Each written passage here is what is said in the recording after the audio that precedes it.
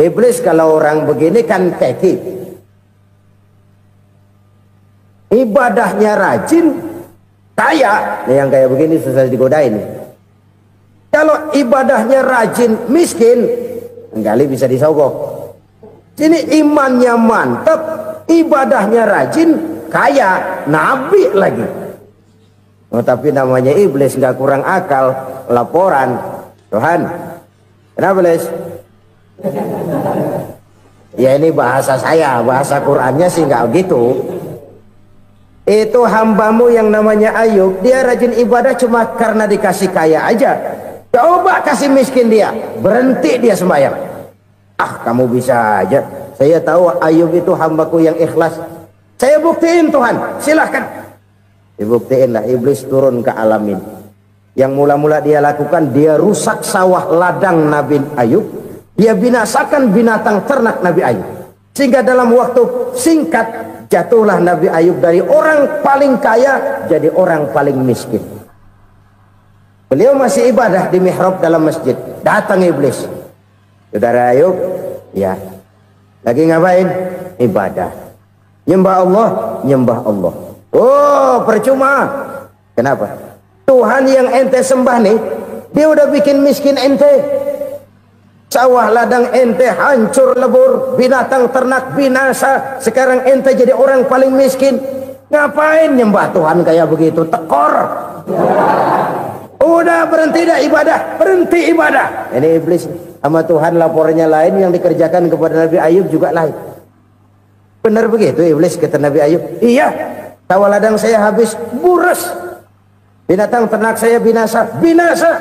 Saya miskin, bangpak. Apa jawab Nabi Ayub? Bukan innalillahi, ini hebat. Alhamdulillahillazi a'tani wa akhza minni. Segala puji bagi Allah yang telah memberikan harta kepada saya dan sekarang mengambilnya lagi. Alhamdulillah. Allah yang ngasih, Allah yang ambil. Itu mah urusan Allah. Iblis cuman ibadah jalan terus, sujud lagi Nabi Ayub. Iblis seleher gondok banget. Dasar Nabi nggak mempan dia apa-apain. Miskin malah alhamdulillah. Allah yang ngasih, Allah yang ambil. Jadi kalau kita tidak komit, kita tidak terikat kepada kaya, miskin, senang, susah, apa yang bisa bikin kita susah? Jadikan kekayaan, kemiskinan, jadikan senang, susah sebagai anak buah yang bisa kita atur. Jangan kekayaan ngatur kita, jangan kemiskinan ngatur kita. Kita yang harus mengatur mereka. Senang, susah, kaya, miskin, bahagia, sengsara, jadikan itu anak buah yang bisa kita atur. Kalau sekarang kita kaya, lain saat boleh jadi kita miskin, semiskin-miskinnya. Allah yang ngasih, Allah yang ngambil. Tenaga mana yang bisa menghalangi? Ibadah jalan terus. Iblis makin gondok. Dasar Nabi loh. Akhirnya apa? Nabi Ayub dikerjain, diberikan penyakit. Demikian fatal penyakitnya. Bayangin, udah miskin sakit. Masya Allah. Miskin sakit. Sakitnya nggak lama, kira-kira 16 tahun. Istrinya 3, 2 mental minta ceraiin. Ngerawatin laki bengek begini. Senang belum tentu, susah udah pasti nih. Cerai aja, cerai dah. Cerai. Tinggal satu Siti Rahmah yang setia menemani beliau. Sesetia-setianya hati perempuan. Satu saat Siti Rahmah bilang, "Bang, iya, abang kan Nabi bang. Lalu namanya Nabi kan doanya jarang meleset bang. Maksud kamu minta kenapa sih sama Tuhan biar abang sembuh baik dah bang?" Siti Rahmah, iya. Saya sakit berapa tahun sih dah? 16 tahun bang. Sebelum ini saya sehat berapa tahun? Ya kira-kira 60 tahun bang. Nah coba ente banding-bandingin Rahmah. Saya dikasih sehat 60 tahun, dikasih sakit 16 tahun. Sudah nggak sabar mau doa kepada Allah minta sembuh. Saya malu kepada Allah. diuji dengan yang luar biasa seperti ini, tidak mengganggu stabilitas kehambaannya. Dia tetap menghamba kepada Allah Subhanahu wa ta'ala.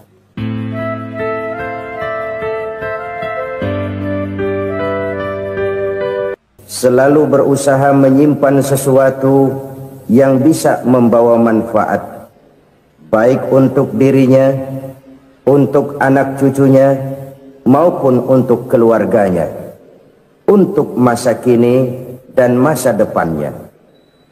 Kadang simpanan itu berbentuk uang, kadang berupa tanah, lain saat berbentuk pabrik, dan lain sebagainya. Sementara masa depan yang paling pasti adalah akhirat. Jika untuk masa depan dunia kita rela memeras keringat, membanting tulang, pergi pagi dan pulang petang, menyimpan uang, menyimpan tanah, menyimpan pabrik, pernahkah kita merenung jika satu saat kiamat datang, kita dibangkitkan dari kubur masing-masing, berdiri di padang mahsyar untuk mempertanggungjawabkan seluruh kegiatan hidup kita di dunia ini, lalu kita akan menuju ke alam akhirat. Sudahkah kita mempunyai simpanan untuk akhirat kita? Pada pertemuan kali ini saya ingin menyampaikan sebuah hadis di mana Rasulullah sallallahu alaihi wasallam bersabda, arba'un min kanzil jannah. Simpanan sorga ada 4 macam.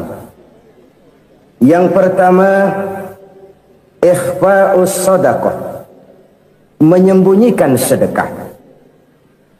Saudara-saudara kaum muslimin, sebagaimana yang kita maklum bahwa Allah Subhanahu wa ta'ala melebihkan sebagian rezeki dari kita terhadap yang lain. Ada yang kaya, ada yang setengah kaya, ada yang miskin, ada yang setengah miskin, dan selanjutnya. Ada yang gajinya kecil tapi penghasilannya gede. Ada yang penghasilannya gede tapi nggak punya gaji. Ada juga yang memang gajinya gede dan penghasilannya gede. Kelebihan rezeki merupakan sunnatullah dan tidak harus membuat kita merasa lebih dari yang lain. Bahkan sebaliknya, kelebihan itu harus membuat kita ringan tangan untuk menolong mereka yang memang memerlukan pertolongan. Kalau saudara diberikan ilmu, maka pertanyaan akhirat cuma satu: ilmumu kau amalkan untuk apa? Kalau saudara diberikan umur yang panjang, pengadilan akhirat juga bertanya satu: umurmu kau habiskan di mana? Tapi kalau saudara diberikan harta, pengadilan akhirat akan bertanya dua: hartamu kau dapat dari mana? Kau belanjakan kemana? Dari mananya ditanya dan kemananya juga ditanya. Oleh karena kita akan dimintakan pertanggungan jawab, maka amanah yang bernama harta ini harus kita gunakan dengan sebaik-baiknya. Ada penggunaan yang merupakan kewajiban, itu zakat namanya. Ada penggunaan yang sewaktu-waktu, itu infak namanya. Ada yang lebih sewaktu-waktu lagi, dan itu sedekah namanya. Zakat dia terikat oleh haul dan nisab, oleh putaran batas waktu dan ukuran dari harta itu sendiri. Sedangkan infak terikat oleh situasi dan kondisi perekonomian seseorang. Sedangkan sedekah tidak terikat dengan apapun. Dalam kondisi seperti apapun kita bisa melakukan sedekah dengan yang terkecil sekalipun. Sampai-sampai Rasulullah sallallahu alaihi wasallam mengajarkan, la tahqiranna minal ma'rufi syai'an walau an talqa akhaka biwajhin talik. Atau ada hadis, tabassumuka fi wajhi akhika laka sedekah. Senyumanmu kepada temanmu adalah sedekah. Jadi untuk melakukan sedekah tidak harus dalam berbentuk uang. Dengan ilmu kita bisa sedekah, dengan tenaga kita bisa bersedekah, dengan pikiran kita bisa bersedekah, bahkan senyum kepada teman itu pun sedekah. Jadi kalau sedekah dengan uang memang belum punya uang, nyengir aja banyakin. Itu asal pada tempatnya, jangan lalu ketemu tiang listrik cengengesan.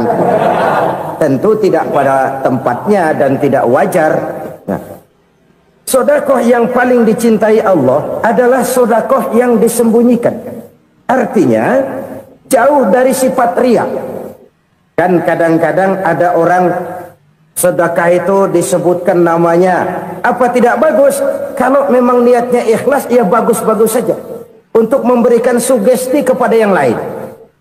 Si Fulan bin Fulan nyumbang sekian, diumumkan. Boleh kalau niatnya untuk memberikan rangsangan kepada yang lain supaya dia menyumbang lebih besar dari orang tadi. Tapi kalau itu mendatangkan riya, maka sedekah yang paling dicintai Allah adalah sedekah yang disembunyikan. Tangan kiri saja tidak tahu apa yang diberikan oleh tangan kanan. Sedekah yang dilakukan dengan ikhlas akan merupakan perbendaharaan surga, tersembunyi dari pandangan orang lain, tidak seorang pun tahu. Karena memang sikap yang baik adalah melupakan kebaikan dan mengingat kesalahan. Itu salah satu ciri orang bahagia. Orang yang selalu mengingat kesalahannya dan berusaha melupakan segala kebaikannya. Kalau dia akan berada kebaikan, dia tidak bisa ikut, dia merasa rugi karena dia merasa belum pernah berbuat baik. Tapi kalau akan melakukan kesalahan baru, dia ingat kesalahan yang sudah-sudah, sehingga terhalang baginya untuk melakukan satu kesalahan baru. Demikianlah saudara-saudara, bahwa Allah melebihkan rizki sebagian kita dari yang lain, agar terjadi tolong-menolong dalam kehidupan ini. Jadi kesenjangan yang nature, kesenjangan yang alami, itu sunnatullah. Ada yang kaya, ada yang miskin, ada yang kelas menengah. Nah, kenapa lalu sekarang kita berusaha mengentaskan kemiskinan? Oleh karena adanya kesenjangan struktural. Kalau yang kaya bisa semakin kaya, kenapa yang miskin tidak bisa naik jadi ikut sedikit kaya? Sebab pada dasarnya Islam adalah agama yang sejak turunnya sudah berupaya memerangi kemiskinan. Bahkan dikatakan kemiskinan itu mendekatkan kepada kekufuran. Orang kalau miskin udah dekat banget sama kafir. Gampang menjadi kafir. Berapa banyak saudara-saudara kita yang oleh karena soal perut, oleh karena soal materi, terpaksa meninggalkan dan menanggalkan akidahnya, menjual petunjuk yang diberikan Allah dengan kesenangan dunia yang cuma sebentar ini. Na'udzubillah, summa na'udzubillah. Jadi makin kita sembunyikan satu sedekah, semakin banyak perbendaharaan kita di surga. Sedekah yang paling dicintai Allah adalah sedekah yang disembunyikan. Malahan ada seorang sufi, dia punya kebiasaan kalau pergi sholat Jumat dia bawa uang, itu uang dia taruh di bawah tikar masjid. Dia niat sedekah kepada siapa saja yang nemuin itu duit. Maksudnya apa? Supaya yang nemuin nggak tahu siapa yang punya duit. Demikian dia saking ingin menyembunyikan sedekahnya. Karena sifat riya itu bisa memakan amal kita sendiri. Riya itu termasuk menyebut-nyebut kebaikan kita. Orang yang suka nepuk dada, sedikit-sedikit ngitungnya kalau nggak gua. Tuh kalau nggak gua tuh yang belah situ, kalau nggak gua, kalau nggak gua. Iya, kalau nggak lu kenapa emang? Orang yang suka menepuk jasad, tuh biasanya memang begitu, saudara-saudara. Kalau perang lagi berkecamuk, orang nggak sempat ngaku jadi pahlawan. Tapi begitu perang selesai, yang kagak kenal bedil ngaku pahlawan, mas. Itu sesuatu yang biasa. Oleh karenanya, orang-orang yang ikhlas dalam bersedekah, disembunyikannya sedekah itu, Allah cinta betul. Malahan ada hadis memberikan jaminan, inna sedaqatal mar'il muslimi tazidu fil umri wa tadfa'u mitatas su'i. Sesungguhnya sedekahnya seorang mukmin tazidu fil umri, bisa menambah umur panjang, wa tadfa'u mitatas su'i, dan menyelamatkan manusia dari mati secara su'ul khatimah. Jadi siapa yang kepengen panjang umur, banyaklah sedekah. Yang bosan hidup, pelit terus. Sedekah menambah panjang umur dan menyelamatkan manusia dari mati secara su'ul khatimah. Pak, katanya umur itu nggak bisa ditambah, nggak bisa dikurangin. Kapan? Kalau ajal sudah datang. Fa idza jaa ajaluhum la yastakhiruna sa'atan wa la yastakdimun. Kalau ajal datang tidak bisa dimajukan, tidak bisa dimundurkan. Itu kalau ajal sudah datang. Tidak bisa lagi umur ditambah dikurangi, sudah datang. Tapi kalau belum datang, itu kan haknya Allah. Mau ditambah, mau dikurangi, hak prerogatif Allah. Sebagai pencipta manusia, Allah Maha Kuasa dan Maha Mampu. Sedekah ini menambah panjang umur dan menyelamatkan manusia dari mati secara su'ul khatimah. Itu orang mati kan sama ya, kondisinya mati, nggak nafas. Tapi hakikat mati kan lain-lain. Ada yang mati itu husnul khatimah, baik akhirnya.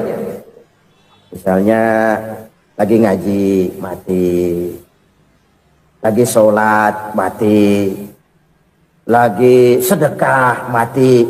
Ini yang dinamakan dengan husnul khatimah, baik di akhirnya. Sebaliknya ada yang su'ul khatimah, jelek di akhirnya. Ini yang jadi catatan akhir. Lagi nyekek botol, mampus. Lagi banting kartu, modar. Su'ul khatimah, jelek pada akhirnya. Sedekah menyelamatkan manusia dari mati secara su'ul khatimah. Dan kita semua kepengen mendapat husnul khatimah, jauh dari su'ul khatimah. Oleh sebab itu yang bisa menyelamatkan kita dari penyakit itu antara lain adalah sedekah yang disembunyikan, yang dikerjakan dengan ikhlas karena Allah. Tidak karena kepengen dipuji orang, tidak karena ingin dikatakan orang pemurah. Sebab orang dermawan itu orang yang memberi tanpa harus diminta. Kalau masih harus diminta, ya belum dermawan namanya, masih harus diminta. Kalau nggak diminta ya tulus, lolos, polos. Saudara-saudara kaum muslimin rahimakumullah, harta adalah amanat dan akan kita pertanggungjawabkan. Allah melebihkan rizki sebagian kita dari yang lain agar kita saling tolong menolong, bantu membantu. Nabi janjikan siapa yang meringankan beban saudaranya muslim di dunia, Allah akan meringankan bebannya di akhirat nanti. Sebuah jaminan dari baginda Nabi. Si orang yang kita bantu barangkali tidak bisa membalas, Allah yang akan membalas lewat jalan lain yang tidak pernah kita sangka-sangka. Ada orang tanya, Pak, ini ada orang nyumbang masjid sambil marah-marah, bagaimana? Saya bilang sumbangannya aja ambil, marahnya jangan. Marahnya jangan diambil, itu urusan dia. Saudara-saudara kaum muslimin rahimakumullah, umat Islam ini kan umat yang punya potensi besar. Kadang kita merenung, kenapa kadang-kadang pembangunan masjid kok lambat sekali? Kalau hotel hari ini peletakan pertama, bulan depan peresmian. Supermarket hari ini peletakan batu pertama, minggu depan peresmian. Tapi kalau sudah yang namanya masjid, kadang-kadang peletakan batu pertama sekaligus jadi batu terakhir. 3 tahun, 4 tahun, campur nebar jalak di jalanan, duit dijaring kayak ikan sepat. Apa tidak ada orang Islam yang kaya? Banyak. Apa tidak ada pengusaha muslim yang jadi konglomerat? Ada. Lalu yang belum banyak itu yang komit terhadap nilai-nilai agamanya. Akhirnya kita jatuh jadi umat yang lemah. Belum ada pengusaha konglomerat muslim buka pabrik supermi cap beduk misalnya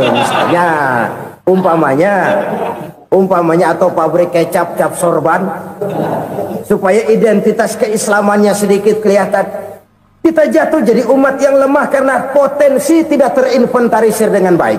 Kita ini ibarat kompor yang cuma matengin nasi orang lain. Potensi kita dimanfaatkan oleh orang lain. Ukhuwah Islamiyah kita baru terbatas kepada silaturahmi. Ukhuwah di bidang ekonomi kita lemah, ukhuwah di bidang kebudayaan kita lemah, apalagi ukhuwah di bidang politik kita lebih rapuh lagi. Padahal ukhuwah itu adalah totalitas kehidupan manusia, menyangkut ipolek sosbud. memerlukan nilai-nilai ukhuwah. Jadi oleh karena itu mari kita menyadari di dalam harta kita, walaupun kita yang cari pergi pagi pulang sore peras keringat banting tulang, di sana ada harta anak yatim, di sana ada hak masjid, di sana ada hak pesantren, di sana ada hak jihad. Berbahagialah seseorang apabila dia oleh Allah dijadikan keran itu menyimpan air, tapi tidak untuk dirinya, tapi disalurkannya kepada mereka yang memang memerlukannya. Saudara-saudara kaum muslimin rahimakumullah, ini yang pertama. Jadi perbendaharaan surga adalah menyembunyikan sedekah. Orang lain nggak tahu, kita pun nggak pernah ngitung-ngitung. Kita anggap lewat begitu saja, padahal itu deposit akhirat. Satu. Yang kedua, perbendaharaan surga itu apa? Wa kitmanul musibah, menyembunyikan kesulitan. Kadang orang takut menghadapi kesulitan, tapi makin kita merenung, hidup ini kan sebenarnya urusan. Takut sama urusan ya jangan hidup. Tandanya orang hidup itu kalau punya urusan. Urusan melupakan problem, problem sering menimbulkan kesulitan. Kesulitan bukan untuk ditakuti, tapi untuk diatasi dan dicarikan jalan keluarnya. Siapa sih orangnya yang nggak pernah sulit-sulit? Makin tinggi status sosialnya, makin gede urusannya. Makin tinggi kualitas imannya, makin berat tingkat kesulitannya. Cuma memang yang namanya enak itu seperti pelangi. Biang lala itu nggak pernah di atas kepala kita, di atas kepala orang melulu. Lo sih enak lo, kata kita. Dia juga bilang yang enak kan lo. Pelangi itu nggak pernah di atas kepala kita. Kata tukang beca, aduh enak ya naik Mercy. Kata tukang beca, apa yang di dalam mobil Mercy? Aduh enak bener tukang beca, di jok ngeringkuk ngorok pulas bener. Saya kamar pakai AC sejuk, tempat tidur sutra empuk, alga spring bed, kulak kulik nggak bisa pulas kalau belum minum Valium, belum tidur. Enak bener tukang beca, di jok ngorok nggak tahu wetan kulon. Si tukang beca bilang yang di Mercy enak, yang di Mercy bilang tukang beca enak. Inilah enak, nggak pernah di atas kepala kita, di atas kepala orang lain melulu enak itu. Nah saudara-saudara, yang merupakan perbendaharaan surga itu orang yang bisa menyembunyikan kesulitan, baik pribadi ataupun rumah tangga. Nih terutama rumah tangga yang jadi soalnya. Kadang-kadang kita ini kalau senang, sebaliknya kalau senang kita diam, kalem aja, cuek. Banyak banget duit kita bawaan, diam aja udah. Malah ketemu orang takut. Tapi begitu susah, sekampung tahu. Padahal Nabi mengajarkan perbendaharaan surga itu menyembunyikan musibah, menyembunyikan kesulitan. Kalau enak, cerita sama orang-orang. Kalau nggak enak, rasain sendiri, tekan sendiri, atasin sendiri. Kita kan sebaliknya, tenang kita diam, asal lagi susah, paling tidak kita nyari teman buat cerita kesusahan. Siapa orangnya yang nggak pernah susah?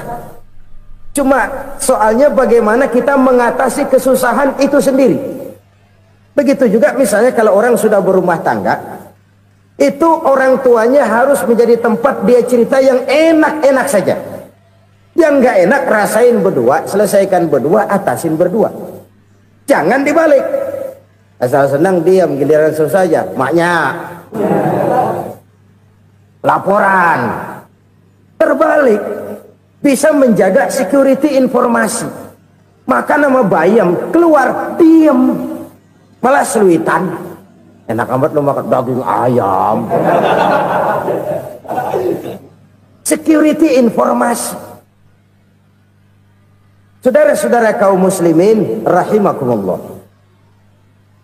ujian yang terberat itu yang pernah diberikan kepada para nabi, para rasul, para aulia, para ulama. Makin tinggi keimanan, makin berat bentuk kesulitan. Ayo saya kemukakan satu contoh saja.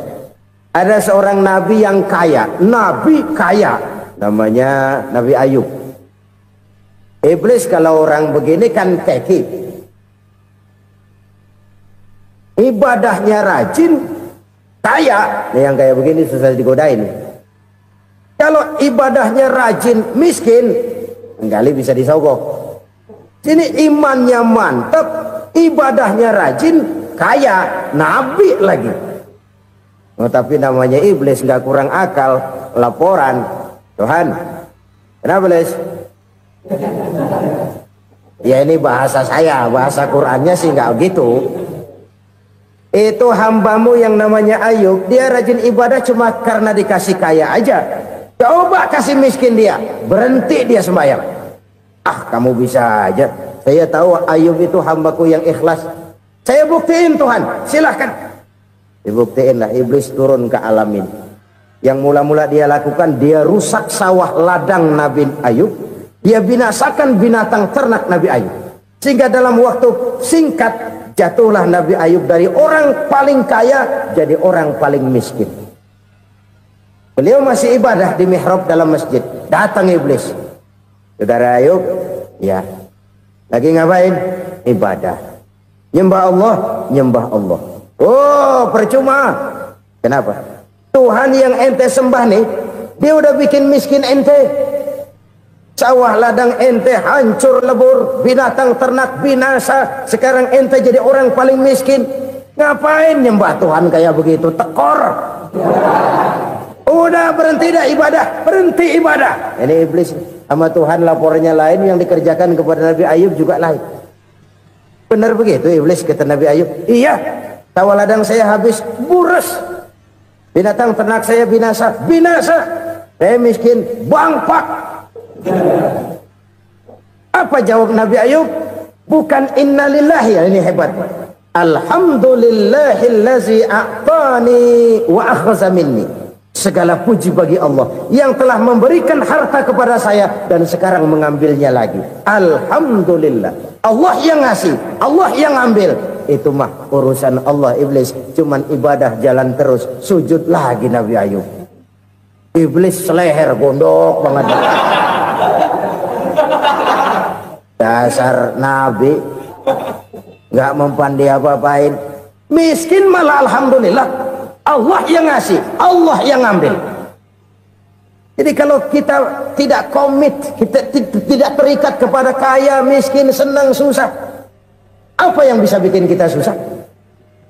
Jadikan kekayaan, kemiskinan, jadikan senang susah sebagai anak buah yang bisa kita atur.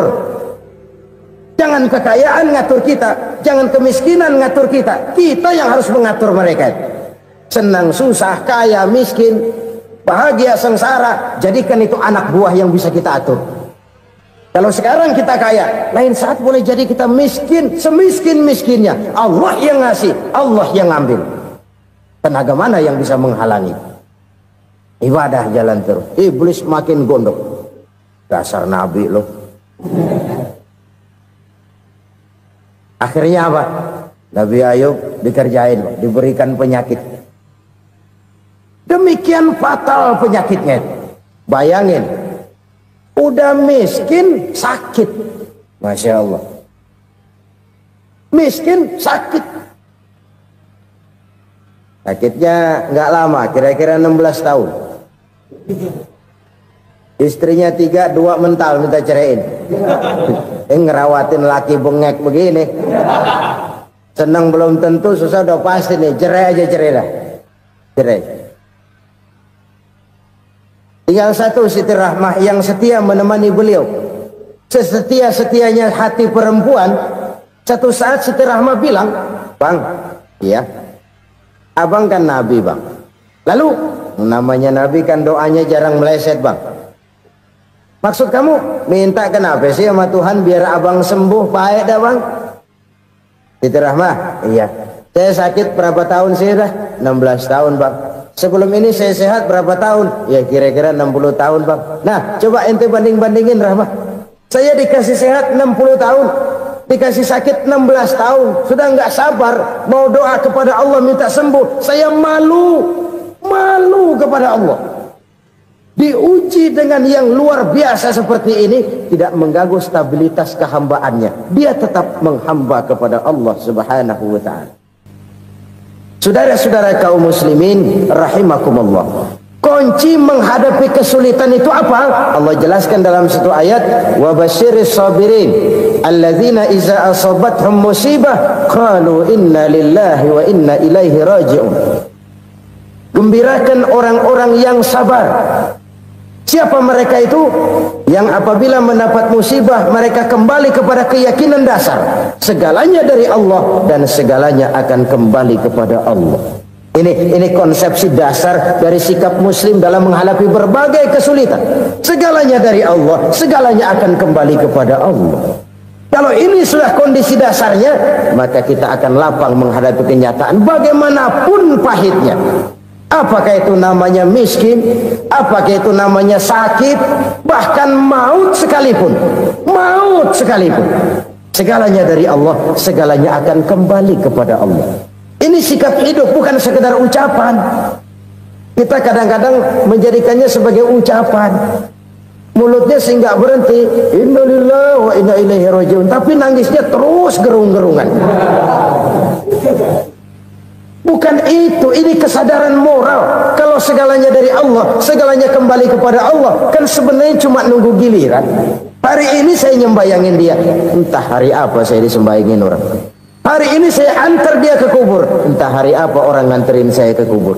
Hari ini saya tahlilkan dia, entah nanti kapan orang tahlilkan saya. Segalanya dari Allah, segalanya akan kembali juga kepada Allah. Oleh sebab itu saudara-saudara, kesulitan bukan untuk ditakuti. Kesulitan justru untuk diatasi, dicarikan jalan keluarnya. Dan tidak ada orang yang tidak pernah mendapat kesulitan. Tidak ada.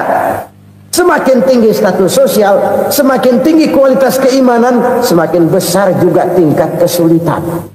Hanya saja bagaimana cara kita mengatasinya. Dan Al-Quran menyatakan, inna ma'al usri yusra. Di balik kesulitan itu pasti ada kemudahan. Roda itu berputar. Karena itu Rasulullah sallallahu alaihi wasallam mengingatkan kepada kita, ta'arraf ilallahi fir raha ya'rifka fis syiddah. Ingatlah kepada Allah di waktu kamu senang, supaya Allah ingat kepada kamu di waktu kamu susah. Kalau waktu senang kita ingat kepada Allah, kita susah, Allah tidak akan meninggalkan kita. Tapi kalau waktu senang kita jauh dari Allah, sujud tidak sempat, dengan masjid jauh, ketika senang kita lupakan Allah. Nanti begitu kita susah, Allah lupakan kita. Dan itu menyakitkan. Oleh karena itu orang-orang tua kita dulu bilang, kalau lagi sehat ingat-ingat lu bakal sakit nanti. Kalau lagi kaya ingat-ingat satu saat kita bakal jatuh miskin. Bahkan kalau lagi muda ingat-ingat kita bakal tua. Dan yang terpenting kalau lagi hidup ingat-ingat kita bakal mati. Saudara-saudara kaum muslimin rahimakumullah. Jadi yang kedua yang merupakan perbendaharaan surga, menyembunyikan musibah. Saudara-saudara kaum muslimin rahimakumullah. Hal ketiga yang merupakan perbendaharaan surga adalah wasilatur rahmi. Orang yang suka bersilaturahmi. Sebagaimana yang kita maklum bahwa manusia adalah makhluk yang disebut zon politika. Makhluk sosial yang tidak mungkin hidup sendiri-sendiri.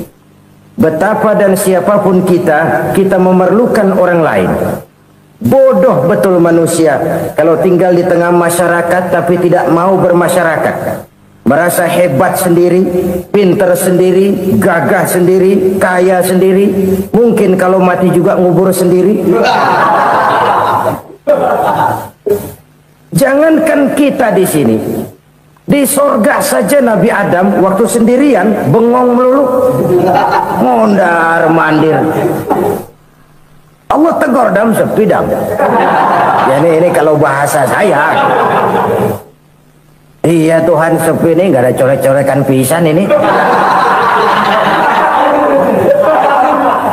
Diciptakan Siti Hawa baru anteng Nabi Adam. Itu di surga. Cobalah. Umpamanya saudara tinggal di Jakarta nih. Kaya bener. Apaan aja di Jakarta punya saudara deh. Jembatan Semanggi ambil, Monas buntel bawa pulang, hotel-hotel ambil semua. Cuman tinggal di Jakarta sendirian, apa enaknya? Betapa dan siapapun kita perlu orang lain. Tidak ada seorang pun yang bisa memenuhi kebutuhan hidupnya secara sendiri-sendiri. Nah, Islam telah menyelamatkan manusia dari ras diskriminasi, mengikat manusia dengan persaudaraan yang berlandaskan kepada akidah. Karena itu dianjurkan bersilaturahmi. Bahkan Nabi menyatakan, man arada ayyubsata lahu fi rizqihi wa yunsa'a fi atharihi falyasil rahimah. Siapa yang kepengen diluaskan rezekinya dan dipanjangkan usianya, banyaklah ia bersilaturahmi. Siapa yang kepengen dimudahkan rezekinya, hendaknya ia banyak bersilaturahmi. Kalau banyak teman, kesulitan kan paling tidak ada tempat cerita. Udah susah sendirian, kita pikirin diri, nggak ada tempat tukar pikiran. Cepet banget sama bengek. Dilawan sendiri. Nah, secara makro kita bisa berkata, tidak mungkin ada kemenangan kalau tidak ada kekuatan. Tidak ada kekuatan kalau tidak ada kesatuan dan persatuan. Tidak mungkin ada kesatuan dan persatuan tanpa semangat silaturahmi. Kalau umat Islam mau menang, dia harus kuat. Kalau umat Islam mau kuat, dia harus bersatu. Kalau umat Islam mau bersatu, dia harus membudayakan silaturahmi ini. Bahkan sampai-sampai kata Nabi, kalau bisa cari nilai tambah. Apa? Silman qata'ak. Bersilaturahmilah kau kepada orang yang marah denganmu. Masya Allah, indahnya ajaran agama kita. Orang yang marah pun kepada kita, kata Nabi, kalau bisa bersilaturahmilah kepadanya, kepada orang yang marah itu. Di situ nilai tambah. Cuman jujur nih, hadis ngucapinnya gampang, ngamalinnya yang berat banget. Orang marah sama kita disuruh silaturahmi, ada apa malu? Lu marah, ada gua marahan lagi, gue pikirin.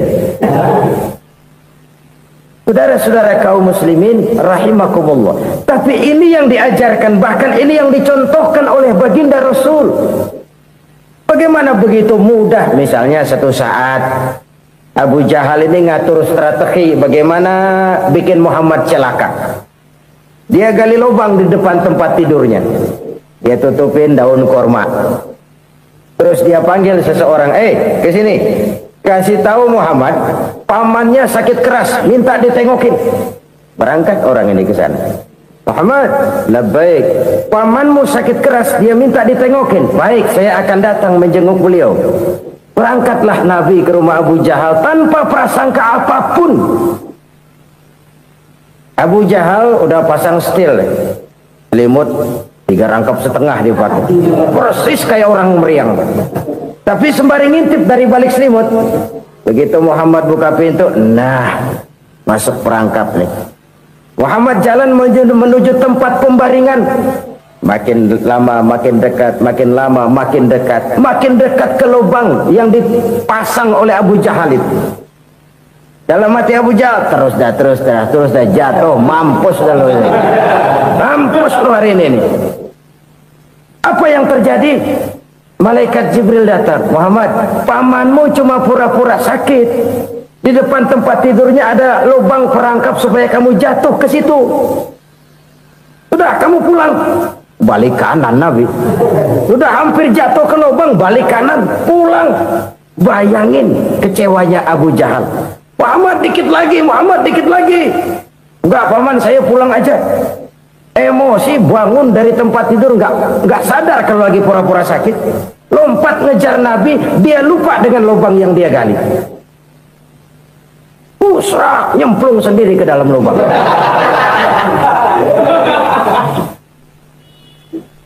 Nabi terus berlalu. Ini terjadi keanehan. Jatuh ke lubang yang dia gali itu sebenarnya nggak terlalu dalam ya, antara 3-4 meteran lah. Tolong, saya jatuh ke lubang ini. Datanglah pelayan-pelayannya itu. Angkat saya dari sini. Oh, yang ngulurin tambang. Satu gulung, belum juga nyampe itu tambang. Kurang, beli lagi ke warung. Sambung, ulur lagi, nggak juga bisa sampai. Wah, ini kerjaan Muhammad ini. Tolong, siapa salah seorang kamu ke rumah Muhammad, kasih tahu encangnya kecebur. minta ditolongin. Sampaikan kepada Rasul. Kenapa? Pamanmu jatuh ke lubang, Muhammad minta tolong diangkatin. Hambang udah nyambung-nyambung gak nyampe juga. Ya, nanti saya datang, saya tolong. Coba. Nyata-nyata orang berniat jahat mau mencelakakan dia. Datang dia menolong. Ini yang disebut air tuba dibalas air susu ya ini. Bukan sebaliknya. Air tuba dibalas air susu. Paman, kecebur ya? Iya Muhammad, tolong ini. Pegang tangan saya. Nabi ulurkan tangannya, nyampe. Dipegang oleh Abu Jahal, diangkat ke atas. Sampai atas, apa kata Abu Jahal? Sihirmu memang hebat Muhammad. Udah ditolongin dikata sihir. Yang enak kita kemplang kan itu orang begitu. Urusan apa? Tapi inilah akhlak. Kalau bisa kamu bersilaturahmilah dengan orang yang marah kepadamu sekalipun. Orang marah kita tetap baik. Kalau kita berbuat baik sama orang yang memang baik, rasanya sih biasa-biasa aja. Orang baik kita baik lagi, ya draw aja, belum ada nilai tambah di situ. Baru ada nilai tambah kalau kita bisa berbuat baik kepada orang yang nyakitin kita. Itu namanya kita setingkat di atas dia. Dia sakitin kita, kita berbuat baik sama dia. Dia pelit sama kita, kita baik sama dia. Dia marahin kita, kita deketin dia. Di situ kita punya nilai tambah. Jadi siapa yang ingin diluaskan rezekinya kata Nabi dan dipanjangkan umurnya, hendaklah ia banyak-banyak bersilaturahmi. Sederhana sebenarnya silaturahmi, tapi silaturahmi membangkitkan semangat kesatuan dan persatuan. Kesatuan dan persatuan melahirkan kekuatan. Dalam matematika 1 ditambah 1 pasti 2. Tapi di tengah masyarakat, 1 orang takut ditambah 1 orang takut, hasilnya jadi 2 orang setengah berani. Kenapa setengah berani? Karena udah berdua. Tadi pan takut sendirian. Kalau dia kumpul turu-turu takutlah jadi berani. Kita yang lemah, kita yang tidak berdaya, kita yang miskin, kalau mau kompak bersatu, apa yang nggak bisa kita kerjain? Apalagi tinggal di kota besar, pilihan cuma 2. Bertahan atau minggir. Bertahan atau minggir. Untuk bisa bertahan harus mampu bersaing. Untuk mampu bersaing harus punya keahlian. Keahlian harus ditunjang dengan pendidikan, ditambah oleh kekompakan sebagai umat. Udah miskin mencar mulu, orang injak kita. Orang nggak pandang urusan apa malu. Oleh karena itu silaturahmi pada hakikatnya merupakan roh dari ukhuwah yang diajarkan oleh agama kita. Bagaimana Islam menyelamatkan masyarakat manusia dari ras diskriminasi, mengikat manusia, dan tidak ada persaudaraan yang lebih indah selain persaudaraan yang diikat dengan nilai-nilai akidah. Sepanjang orang di jalan Allah, itulah saudara kita. Keluar dia dari jalan Allah, selesailah persaudaraan sampai di situ. Karena itu, kalau ingin menyimpan sesuatu di surga, banyaklah bersilaturahmi. Datang ke rumah ini, datang ke rumah itu, dan lain sebagainya. Itu simpanan kita di akhirat nanti. Ini yang ketiga. Saudara-saudara, yang keempat, perbendaharaan surga itu apa? Wa qawlu la hawla wa la quwwata illa billah. Ucapan la hawla wa la quwwata illa billah. Ibadah kan ada yang berat, modalnya besar. Bangun masjid berat, modalnya besar. Bangun rumah sakit berat, modalnya besar. Ada ibadah yang berat, tapi modalnya ringan. Misalnya puasa. Puasa itu berat, mengendalikan nafsu. Kalau sekedar nggak makan nggak minum sih enteng, mengendalikan nafsu. Itu jihad terbesar, tapi kan modalnya ringan, cuma niat saja. Ini ibadah berat, modalnya ringan. Ada ibadah yang ringan, modalnya juga enteng. Seperti termasuk ucapan la haula wa la quwwata illa billah. Tanpa sadar, la haula wa la quwwata illa billah. Nyelengin tuh di surga. Nyelengin, kita nggak terasa, nyelengin simpenan akhirat. La haula wa la quwwata illa billah, nyimpan lagi. Kaget, la haula wala quwata illa billah, nyimpan lagi, banyak simpanan. Walaupun sebenarnya yang dimaksud di sini adalah kesadaran batin bahwa tidak ada daya dan kekuatan kecuali Allah. Itu intinya. Kita memulai pekerjaan disunahkan baca bismillah, kan begitu? Apa itu? Kesadaran moral bahwa ini saya bisa kerjakan. Saya kerjakan ini dengan menyebut nama Allah. Kenapa? Kalau Allah tidak memberikan daya dan kekuatan, mana mampu saya kerjakan ini. Maka saya kerjakan ini dengan menyebut nama Allah. Bismillah. Kesadaran moral. Manusia hanya wajib berusaha, tapi nggak pernah wajib berhasil. Banyak hal-hal yang kalau kita renungkan secara rasio nggak mungkin, tapi jadi kenyataan. La haula wala quwata illa billah. Tidak ada daya dan kekuatan kecuali bagi Allah semata-mata. Kesadaran moral akan kelemahan dan keterbatasan makhluk bernama manusia. Kadang kita kagum dengan otak, tapi kita sering lupa sama yang bikin otak. Padahal bagaimanapun hebatnya otak, yang bikin otak pasti lebih hebat dari otak. Nggak percaya, silahkan otak-otakan. Inilah kecenderungan. Kita kagum dengan pesawat-pesawat mutakhir, bukan main, besi gede banget terbang itu. Alangkah hebatnya. Lalu apa yang bikin otak tidak lebih hebat dari itu semua? Kita puji laut, apa yang bikin laut tidak lebih hebat dari laut itu? La haula wala quwata illa billah. Tidak ada daya dan kekuatan kecuali Allah. Apa yang bisa kita lakukan kalau tidak karena daya dan kemampuan yang diberikan oleh Allah kepada kita? Lahirlah sikap tawadu, rendah hati, tidak melonjak menjadi angkuh dan sombong, sadar akan kelemahan dan keterbatasan diri sebagai makhluk yang diciptakan oleh Allah Subhanahu wa taala. Jadi satu sisi ini ucapan yang berpahala, la haula, jadi wiridan.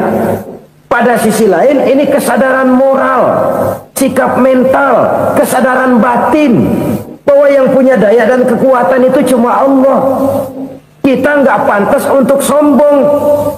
Sebab sombong itu pakaiannya Allah. Kita nggak sedang pakai pakaian Allah, kegedean.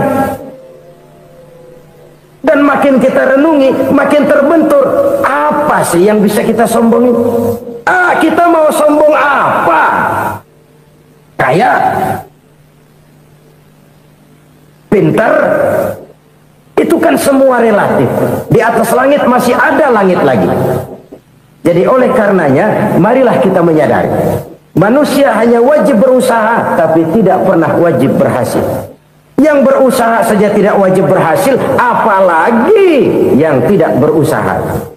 Islam bukan agama orang pemalas yang selesai sholat lalu ngelohom, nggelenggem ayem-ayem.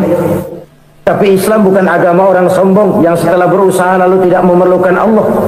Kita bisa saja bikin proyeksi, tahun sekian kita bakal panen besar menurut perhitungan otak. Tapi ada kejadian lain. Apa? Tikus ngambek. Habis itu dimakanin tikus, panen gagal.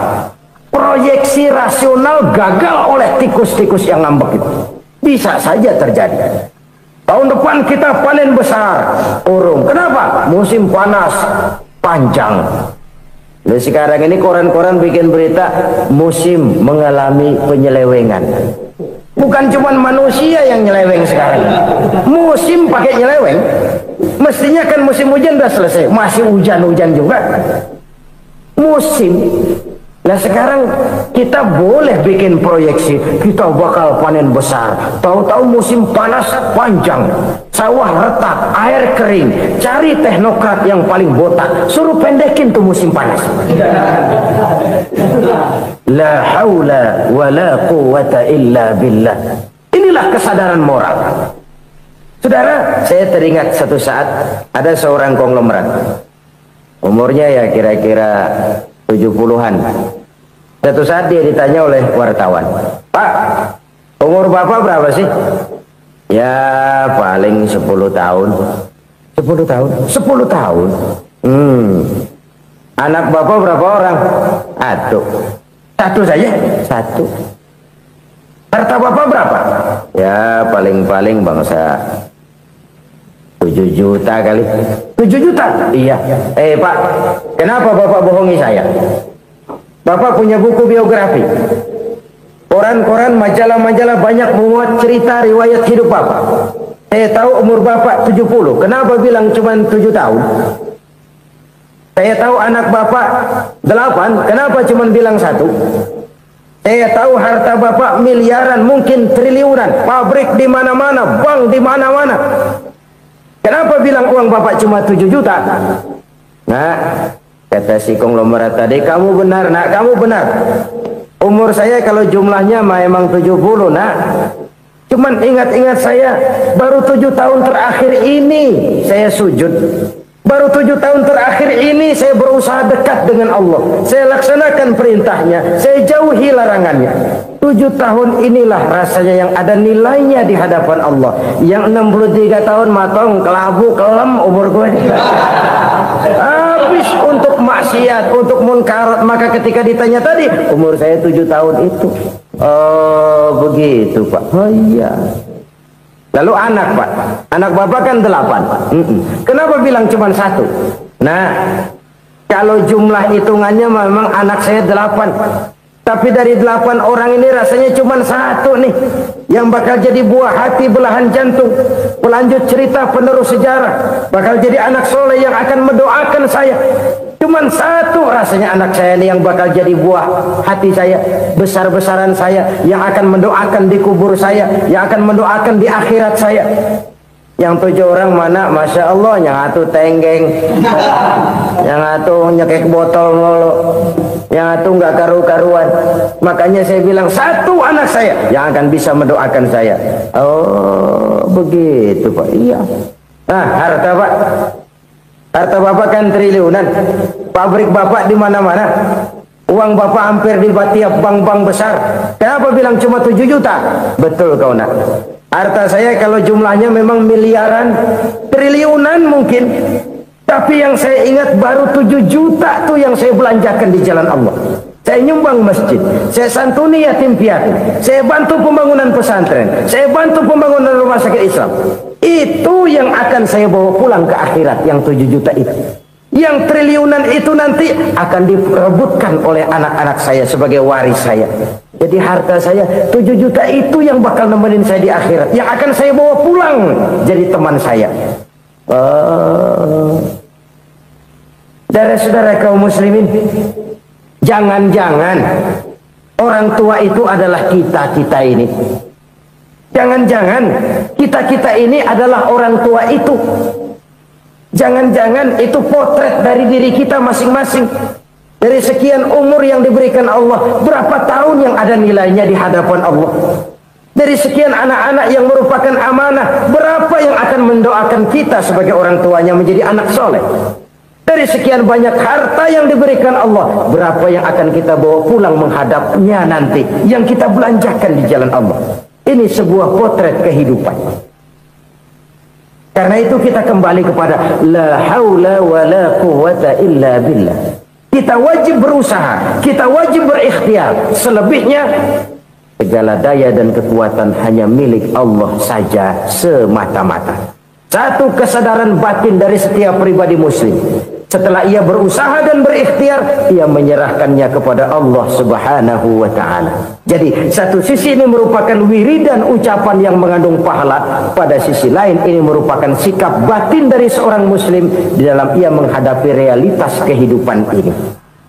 Saudara-saudara kaum muslimin rahimakumullah, kalau ini kita jadikan satu basis kehidupan, maka ini akan menyelamatkan manusia dari kemungkinan tergelincir menjadi orang yang lupa diri dan lupa darat. Sebab itu Imamul Ghazali berpesan, jadidis safinah fa innal bahra amiq wa khuziz zad fa inna safara ba'id wa khaffifil hamla fa innal hamla sadid. Perbarui selalu kapalmu karena lautan sangat dalam. Bawa bekal yang banyak karena perjalanan ini sangat jauh. Ringankan beban karena kebanyakan beban akan menyakitkan. Alangkah indah kalimat ini, alangkah dalam makna yang terkandung di sana. Perbarui selalu kapalmu karena lautan sangat dalam. Apa artinya ini? Jaga mentalmu baik-baik. Pelihara imanmu baik-baik, karena hidup penuh cobaan seperti lautan. Kita kalau berlayar di lautan kan kadang-kadang tenang, angin bertiup sepoi-sepoi basah. Jika malam datang, bintang gemintang bertabur menghias cakrawala, rembulan memantulkan sinarnya dengan indah. Dalam keadaan begitu berlayar enak. Tapi lain saat ombak menggunung, halilintar menyambar, angin topan bertiup. Berapa banyak sudah saudara-saudara kita yang tenggelam di lautan dunia tanpa sadar bahwa dia belum sampai kepada pantai yang akan dituju. Berapa banyak sudah saudara-saudara kita yang tenggelam di lautan dunia ini tanpa sempat bangkit lagi. Dia menyangka sudah sampai kepada tujuannya. Hati-hati kapal jangan sampai bocor karena lautan sangat dalam. Iman ini jaga baik-baik karena hidup penuh dengan ujian. Wa khuzizat fa inna safara ba'id. Bawa bekal yang banyak karena perjalanan sangat jauh.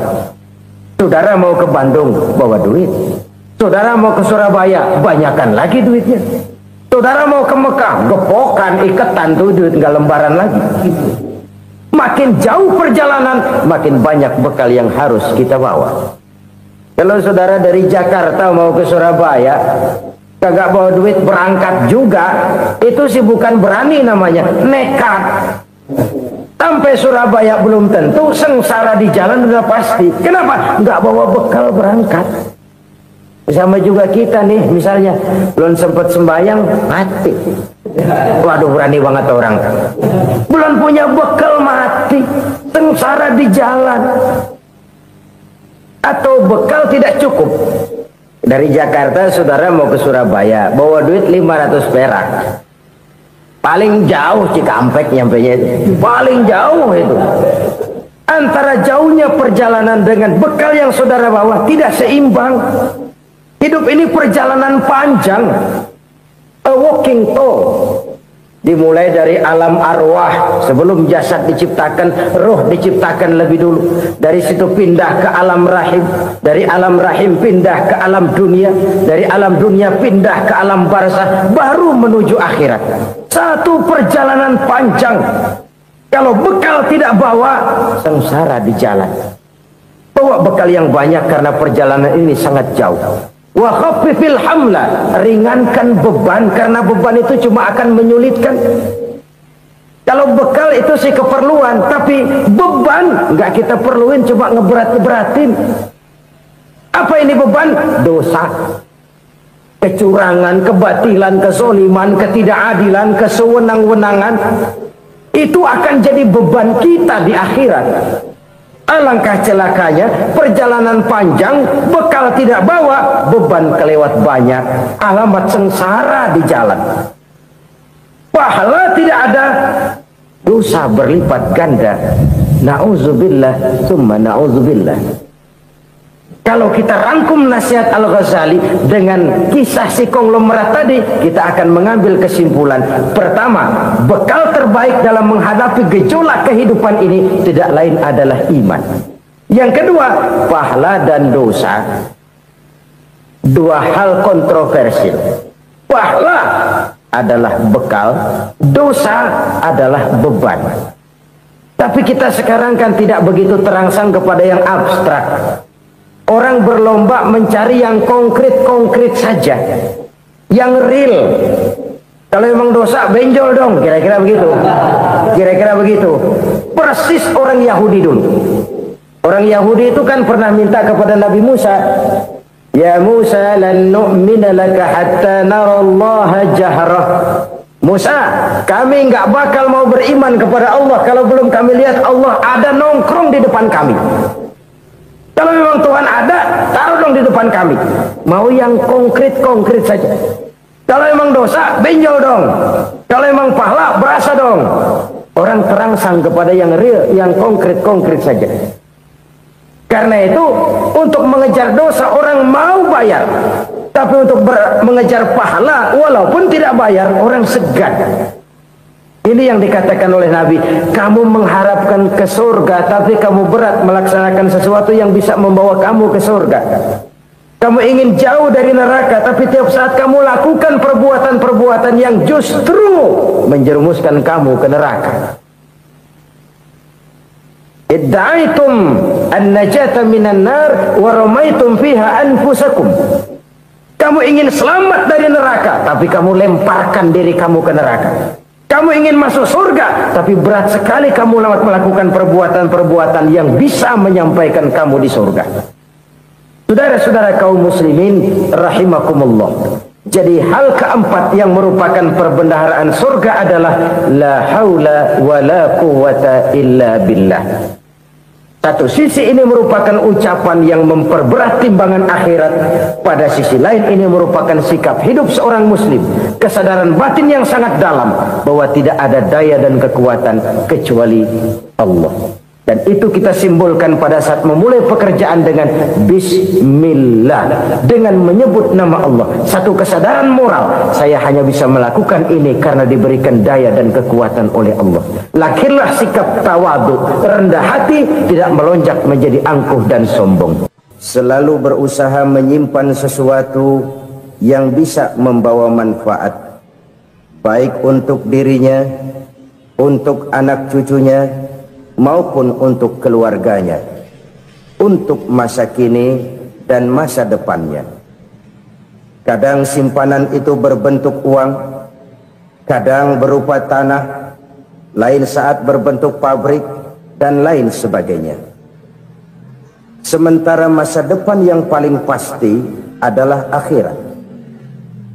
Jika untuk masa depan dunia kita rela memeras keringat, membanting tulang, pergi pagi dan pulang petang, menyimpan uang, menyimpan tanah, menyimpan pabrik, pernahkah kita merenung jika satu saat kiamat datang, kita dibangkitkan dari kubur masing-masing, berdiri di padang mahsyar untuk mempertanggungjawabkan seluruh kegiatan hidup kita di dunia ini, lalu kita akan menuju ke alam akhirat. Sudahkah kita mempunyai simpanan untuk akhirat kita?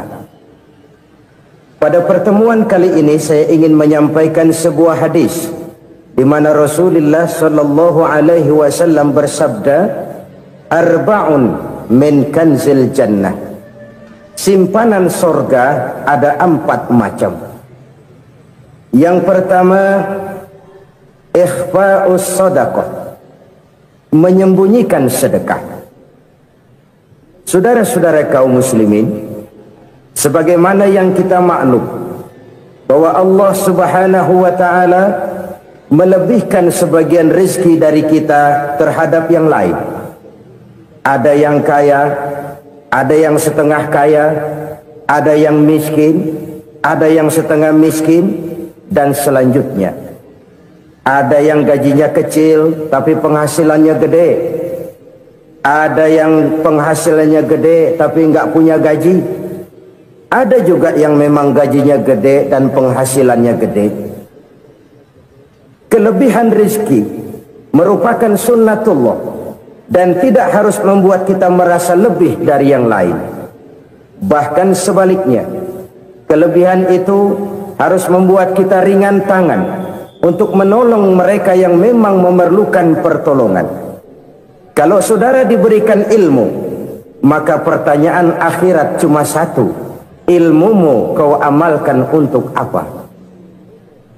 Kalau saudara diberikan umur yang panjang, pengadilan akhirat juga bertanya satu, umurmu kau habiskan di mana?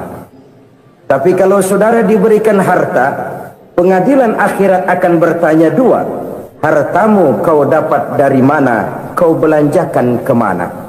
Dari mananya ditanya dan kemananya juga ditanya. Oleh karena kita akan dimintakan pertanggungan jawab, maka amanah yang bernama harta ini harus kita gunakan dengan sebaik-baiknya. Ada penggunaan yang merupakan kewajiban, itu zakat namanya. Ada penggunaan yang sewaktu-waktu, itu infak namanya. Ada yang lebih sewaktu-waktu lagi, dan itu sedekah namanya. Zakat dia terikat oleh haul dan nisab, oleh putaran batas waktu dan ukuran dari harta itu sendiri. Sedangkan infak terikat oleh situasi dan kondisi perekonomian seseorang. Sedangkan sedekah tidak terikat dengan apapun. Dalam kondisi seperti apapun kita bisa melakukan sedekah dengan yang terkecil sekalipun. Sampai-sampai Rasulullah sallallahu alaihi wasallam mengajarkan, la tahqiranna minal ma'rufi syai'an walau an talqa akhaka biwajhin talik.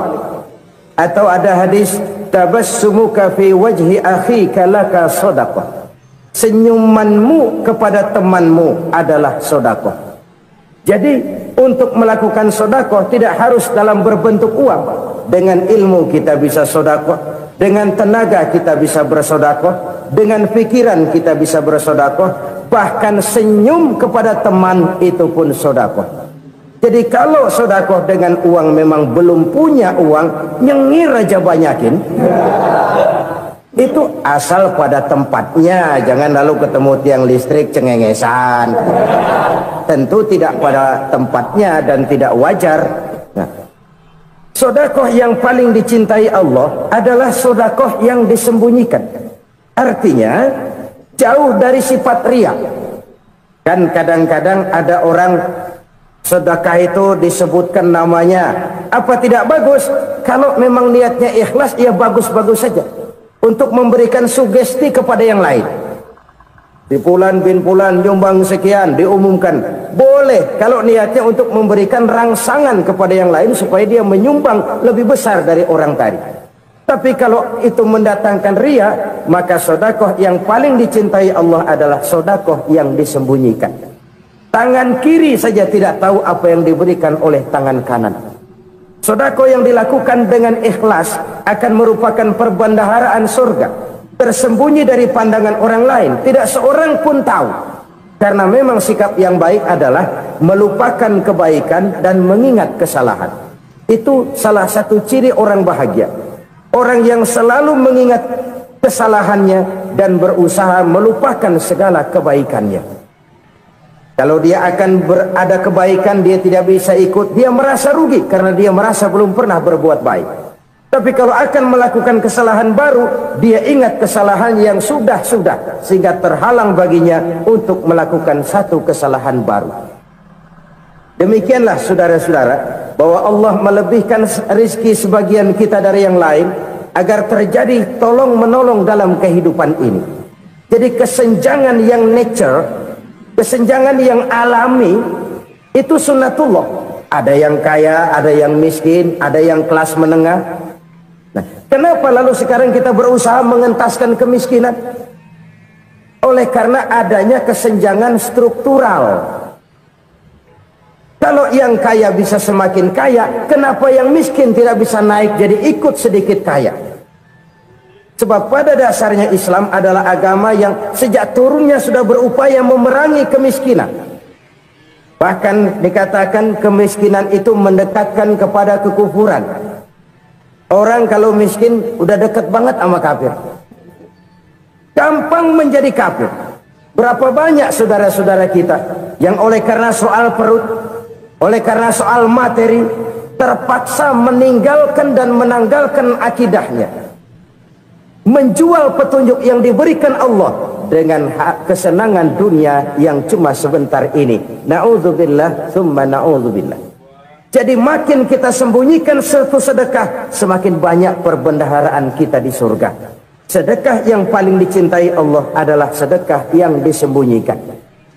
Malahan ada seorang sufi, dia punya kebiasaan kalau pergi sholat Jumat dia bawa uang, itu uang dia taruh di bawah tikar masjid. Dia niat sedekah kepada siapa saja yang nemuin itu duit. Maksudnya apa? Supaya yang nemuin nggak tahu siapa yang punya duit. Demikian dia saking ingin menyembunyikan sedekahnya. Karena sifat riya itu bisa memakan amal kita sendiri. Riya itu termasuk menyebut-nyebut kebaikan kita. Orang yang suka nepuk dada, sedikit-sedikit ngitungnya kalau nggak gua. Tuh kalau nggak gua tuh yang belas itu kalau nggak gua, iya kalau nggak lu kenapa emang? Orang yang suka menepuk jasa, tuh biasanya memang begitu saudara-saudara. Kalau perang lagi berkecamuk, orang nggak sempat ngaku jadi pahlawan. Tapi begitu perang selesai, yang kagak kenal bedil ngaku pahlawan, Mas. Itu sesuatu yang biasa. Oleh karenanya, orang-orang yang ikhlas dalam bersedekah, disembunyikannya sedekah itu Allah cinta betul. Malahan ada hadis memberikan jaminan, inna sadaqatal mar'il muslimi tazidu fil umri wa tadfa'u mitatas su'i. Sesungguhnya sedekahnya seorang mukmin tazidu fil umri, bisa menambah umur panjang, wa tadfa'u mitatas su'i, dan menyelamatkan manusia dari mati secara su'ul khatimah. Jadi siapa yang kepengen panjang umur, banyaklah sedekah. Yang bosan hidup, pelit terus. Sedekah menambah panjang umur dan menyelamatkan manusia dari mati secara su'ul khatimah. Pak, katanya umur itu nggak bisa ditambah, nggak bisa dikurangin. Kapan? Kalau ajal sudah datang. Fa idza jaa ajaluhum la yastakhiruna sa'atan wa la yastaqdimun. Kalau ajal datang tidak bisa dimajukan, tidak bisa dimundurkan. Itu kalau ajal sudah datang. Tidak bisa lagi umur ditambah dikurangi, sudah datang. Tapi kalau belum datang, itu kan haknya Allah. Mau ditambah, mau dikurangi, hak prerogatif Allah. Sebagai pencipta manusia, Allah maha kuasa dan maha mampu. Sedekah ini menambah panjang umur dan menyelamatkan manusia dari mati secara su'ul khatimah. Itu orang mati kan sama ya, kondisinya mati, nggak nafas. Tapi hakikat mati kan lain-lain. Ada yang mati itu husnul khatimah, baik akhirnya. Misalnya lagi ngaji mati, lagi sholat mati, lagi sedekah mati. Ini yang dinamakan dengan husnul khatimah, baik di akhirnya. Sebaliknya ada yang su'ul khatimah, jelek di akhirnya. Ini yang jadi catatan akhir. Lagi nyekek botol, mampus. Lagi banting kartu, modar. Su'ul khatimah, jelek pada akhirnya. Sedekah menyelamatkan manusia dari mati secara su'ul khatimah. Dan kita semua kepengen mendapat husnul khatimah, jauh dari su'ul khatimah. Oleh sebab itu yang bisa menyelamatkan kita dari penyakit itu antara lain adalah sedekah yang disembunyikan, yang dikerjakan dengan ikhlas karena Allah. Tidak karena kepengen dipuji orang, tidak karena ingin dikatakan orang pemurah, sebab orang dermawan itu orang yang memberi tanpa harus diminta. Kalau masih harus diminta, ya belum dermawan namanya, masih harus diminta. Kalau nggak diminta ya tulus, lolos, polos. Saudara-saudara kaum muslimin rahimakumullah, harta adalah amanat dan akan kita pertanggungjawabkan. Allah melebihkan rizki sebagian kita dari yang lain agar kita saling tolong menolong, bantu membantu. Nabi janjikan, siapa yang meringankan beban saudaranya muslim di dunia, Allah akan meringankan bebannya di akhirat nanti. Sebuah jaminan dari baginda Nabi. Si orang yang kita bantu barangkali tidak bisa membalas, Allah yang akan membalas lewat jalan lain yang tidak pernah kita sangka-sangka. Ada orang tanya, Pak, ini ada orang nyumbang masjid sambil marah-marah, bagaimana? Saya bilang sumbangannya aja ambil, marahnya jangan. Marahnya jangan diambil, itu urusan dia. Saudara-saudara kaum muslimin rahimakumullah, umat Islam ini kan umat yang punya potensi besar. Kadang kita merenung, kenapa kadang-kadang pembangunan masjid kok lambat sekali? Kalau hotel hari ini peletakan pertama, bulan depan peresmian. Supermarket hari ini peletakan batu pertama, minggu depan peresmian. Tapi kalau sudah yang namanya masjid, kadang-kadang peletakan batu pertama sekaligus jadi batu terakhir. 3 tahun, 4 tahun, campur nebar jalak di jalanan, duit dijaring kayak ikan sepat. Apa tidak ada orang Islam yang kaya? Banyak. Apa tidak ada pengusaha muslim yang jadi konglomerat? Ada. Lalu yang belum banyak itu yang komit terhadap nilai-nilai agamanya. Akhirnya kita jatuh jadi umat yang lemah. Belum ada pengusaha konglomerat muslim buka pabrik supermi cap beduk misalnya umpamanya atau pabrik kecap cap sorban supaya identitas keislamannya sedikit kelihatan. Kita jatuh jadi umat yang lemah karena potensi tidak terinventarisir dengan baik. Kita ini ibarat kompor yang cuma matengin nasi orang lain. Potensi kita dimanfaatkan oleh orang lain. Ukhuwah Islamiyah kita baru terbatas kepada silaturahmi. Ukhuwah di bidang ekonomi kita lemah, ukhuwah di bidang kebudayaan kita lemah, apalagi ukhuwah di bidang politik kita lebih rapuh lagi. Padahal ukhuwah itu adalah totalitas kehidupan manusia, menyangkut ipolek sosbud, memerlukan nilai-nilai ukhuwah. Jadi oleh karena itu mari kita menyadari di dalam harta kita, walaupun kita yang cari pergi pagi pulang sore peras keringat banting tulang, di sana ada harta anak yatim, di sana ada hak masjid, di sana ada hak pesantren, di sana ada hak jihad. Berbahagialah seseorang apabila dia oleh Allah dijadikan keran. Keran itu menyimpan air, tapi tidak untuk dirinya, tapi disalurkannya kepada mereka yang memang memerlukannya. Saudara-saudara kaum muslimin rahimakumullah, ini yang pertama. Jadi perbendaharaan surga adalah menyembunyikan sedekah. Orang lain nggak tahu, kita pun nggak pernah ngitung-ngitung. Kita anggap lewat begitu saja, padahal itu deposit akhirat. Satu. Yang kedua, perbendaharaan surga itu apa? Wa kitmanul musibah, menyembunyikan kesulitan. Kadang orang takut menghadapi kesulitan, tapi makin kita merenung, hidup ini kan sebenarnya urusan. Takut sama urusan ya jangan hidup. Tandanya orang hidup itu kalau punya urusan. Urusan melupakan problem, problem sering menimbulkan kesulitan. Kesulitan bukan untuk ditakuti, tapi untuk diatasi dan dicarikan jalan keluarnya. Siapa sih orangnya yang nggak pernah sulit-sulit? Makin tinggi status sosialnya, makin gede urusannya. Makin tinggi kualitas imannya, makin berat tingkat kesulitannya. Cuma memang yang namanya enak itu seperti pelangi. Biang lala itu nggak pernah di atas kepala kita, di atas kepala orang melulu. Lo sih enak lo, kata kita. Dia juga bilang yang enak kan lo. Pelangi itu nggak pernah di atas kepala kita. Kata tukang beca, aduh enak ya naik Mercy. Kata tukang beca, apa yang di dalam mobil Mercy? Aduh enak bener tukang beca, di jok ngeringkuk ngorok pules bener. Saya kamar pakai AC sejuk, tempat tidur sutra empuk, alga spring bed, gula kulik nggak bisa pules kalau belum minum Valium, belum tidur. Enak bener tukang beca, di jok ngorok nggak tahu wetan kulon. Si tukang beca bilang yang di Mercy enak, yang di Mercy bilang tukang beca enak. Inilah enak, nggak pernah di atas kepala kita, di atas kepala orang lain melulu enak itu. Nah saudara-saudara,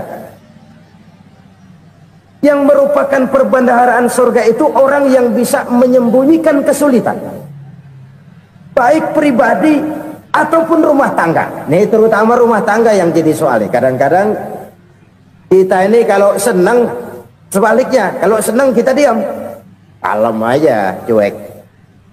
Banyak banget duit kita bawaan, diam aja udah. Malah ketemu orang takut. Tapi begitu susah, sekampung tahu.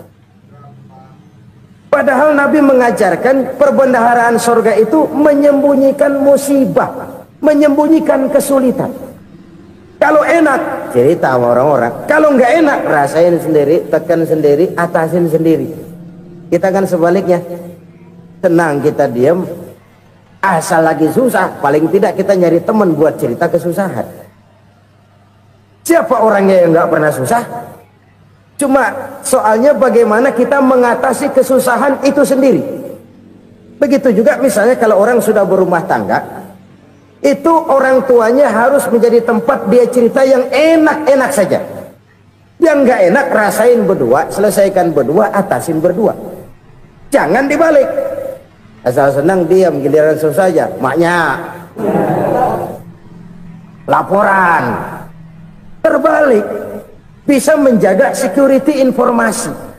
Maka nama bayam keluar diem, malah seluitan. Enak amat lo makan daging ayam.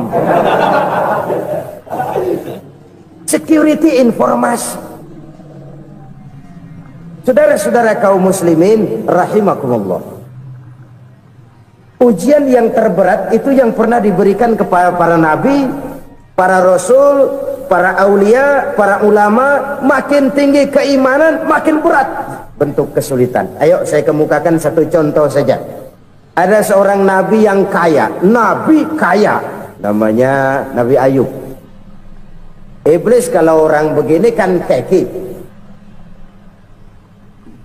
ibadahnya rajin, kaya. Nih yang kayak begini susah digodain. Kalau ibadahnya rajin, miskin, kali bisa disogok. Ini imannya mantap, ibadahnya rajin, kaya, nabi lagi.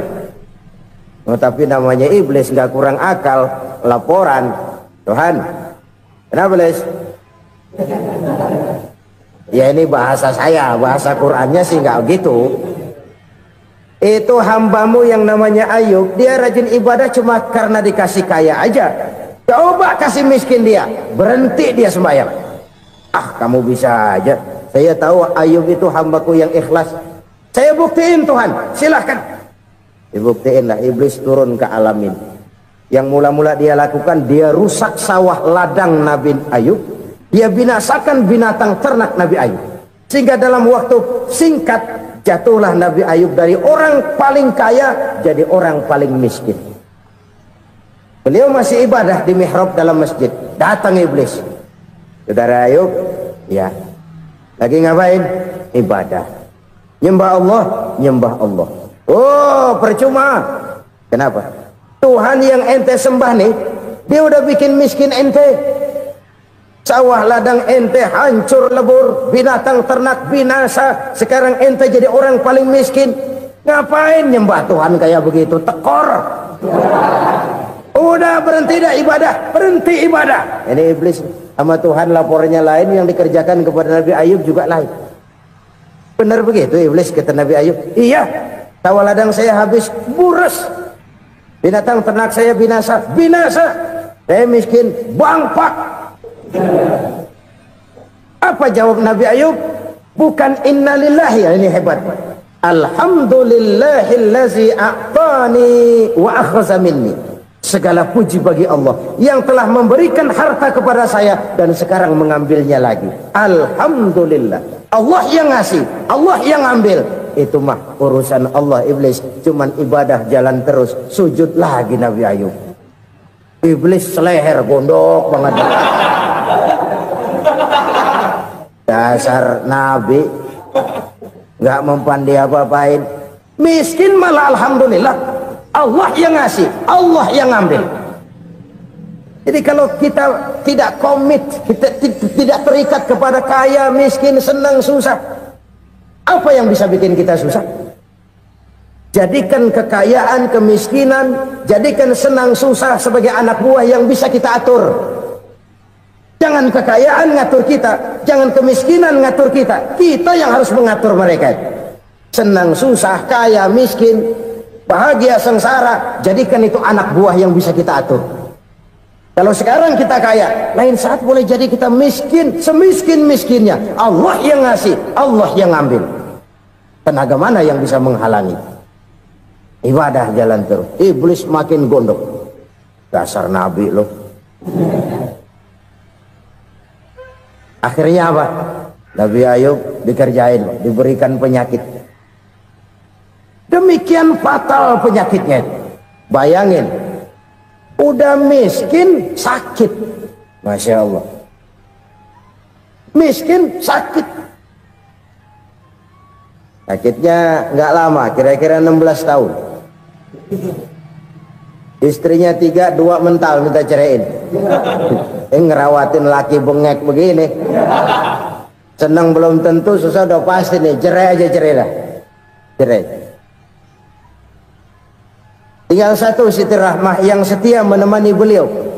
Sesetia-setianya hati perempuan Satu saat Siti Rahmah bilang, "Bang, iya, abang kan Nabi, Bang. Lalu namanya Nabi kan doanya jarang meleset, Bang.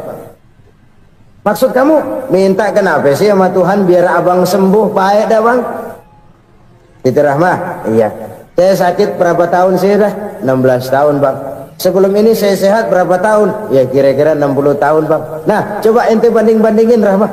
Saya dikasih sehat 60 tahun, dikasih sakit 16 tahun. Sudah nggak sabar mau doa kepada Allah minta sembuh. Saya malu kepada Allah. Diuji dengan yang luar biasa seperti ini, tidak mengganggu stabilitas kehambaannya. Dia tetap menghamba kepada Allah Subhanahu wa ta'ala.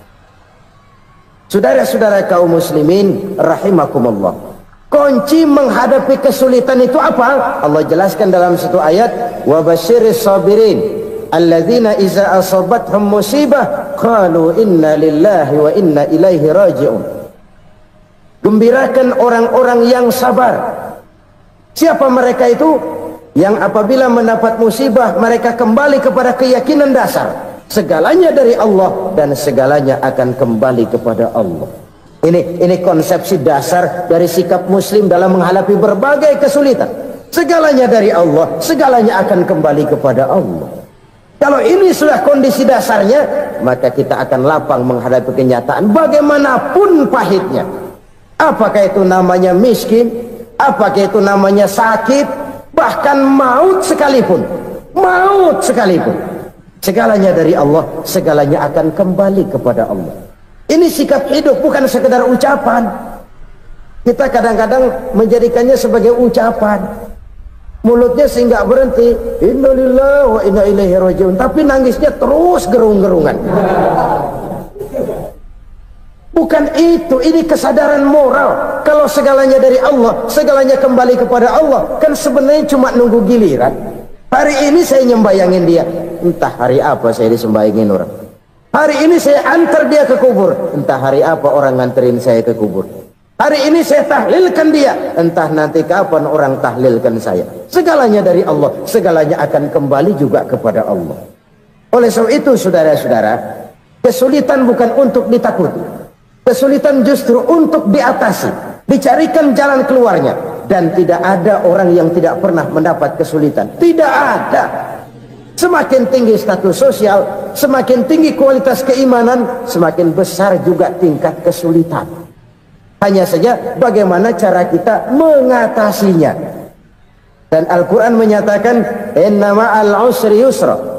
Di balik kesulitan itu pasti ada kemudahan. Roda itu berputar.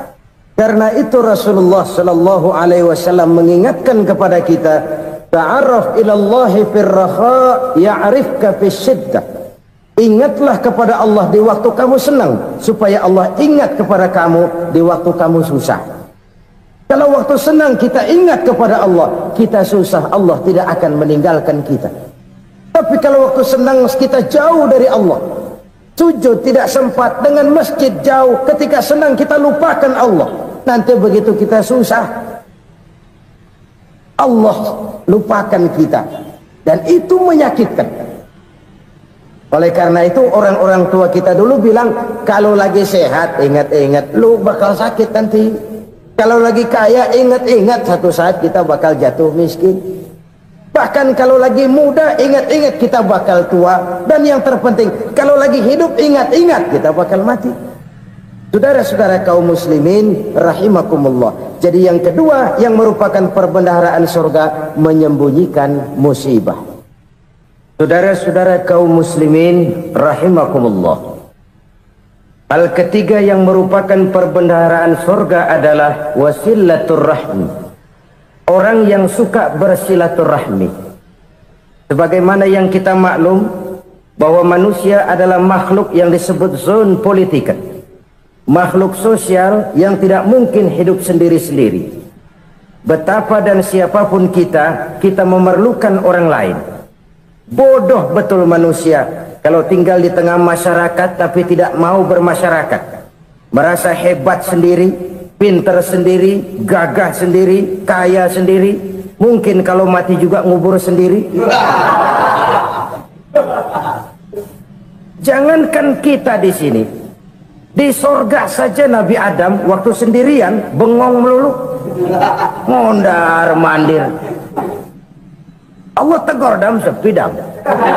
Ya ini kalau bahasa saya. Iya Tuhan, sepi ini nggak ada coret-corekan pisan ini. Diciptakan Siti Hawa baru anteng Nabi Adam. Itu di sorga.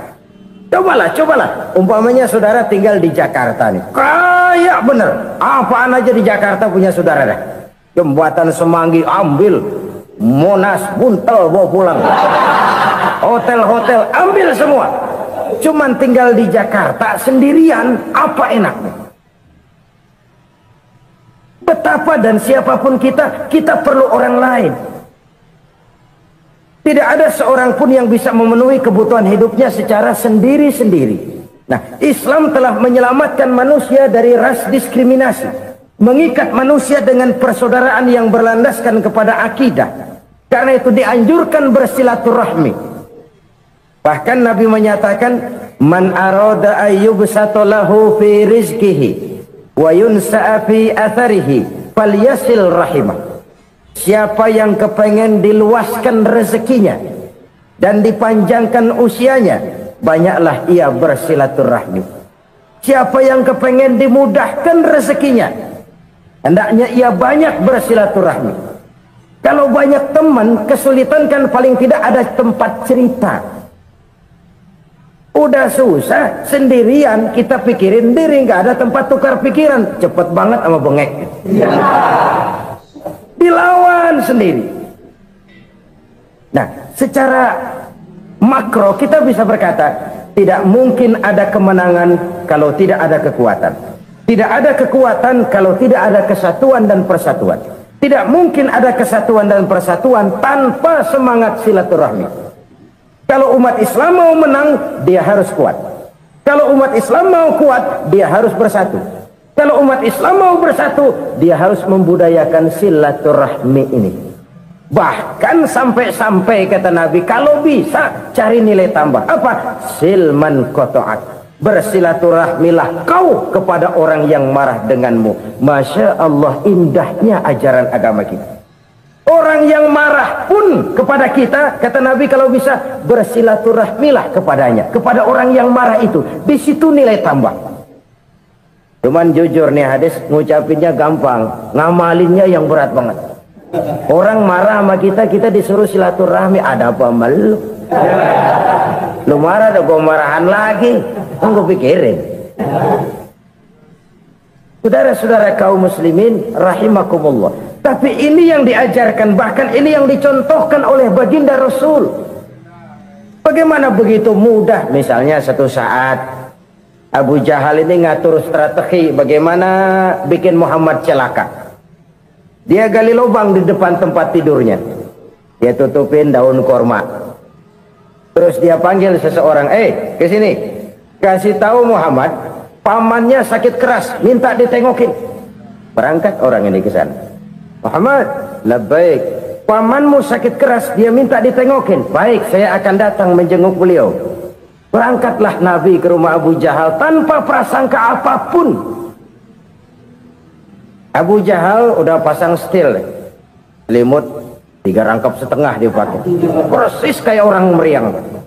Tapi sembari ngintip dari balik selimut, begitu Muhammad buka pintu, nah masuk perangkap nih. Muhammad jalan menuju tempat pembaringan. Makin lama makin dekat, makin lama makin dekat, makin dekat ke lubang yang dipasang oleh Abu Jahal itu. Dalam hati Abu Jahal, terus dah jatuh, mampus dah lo ini. Mampus lo hari ini. Apa yang terjadi? Malaikat Jibril datang. Muhammad, pamanmu cuma pura-pura sakit. Di depan tempat tidurnya ada lubang perangkap supaya kamu jatuh ke situ. Sudah, kamu pulang. Balik kanan Nabi. Sudah hampir jatuh ke lubang, balik kanan, pulang. Bayangin kecewanya Abu Jahal. Muhammad dikit lagi, Muhammad dikit lagi. Enggak paman, saya pulang aja. Emosi bangun dari tempat tidur, enggak sadar kalau lagi pura-pura sakit. lompat ngejar Nabi, dia lupa dengan lubang yang dia gali. Serak, nyemplung sendiri ke dalam lubang.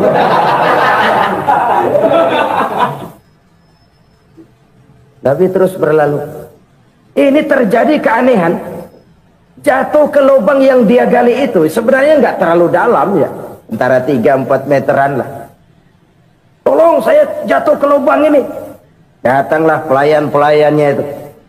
Angkat saya dari sini. Oleh ngulurin tambang. Satu gulung, belum juga nyampe itu tambah. Kurang, beli lagi ke warung. Sambung, ulur lagi, nggak juga bisa sampai. Wah, ini kerjaan Muhammad ini. Tolong, siapa salah seorang kamu ke rumah Muhammad, kasih tahu encangnya kecebur. Minta ditolongin. Sampaikan kepada Rasul. Kenapa?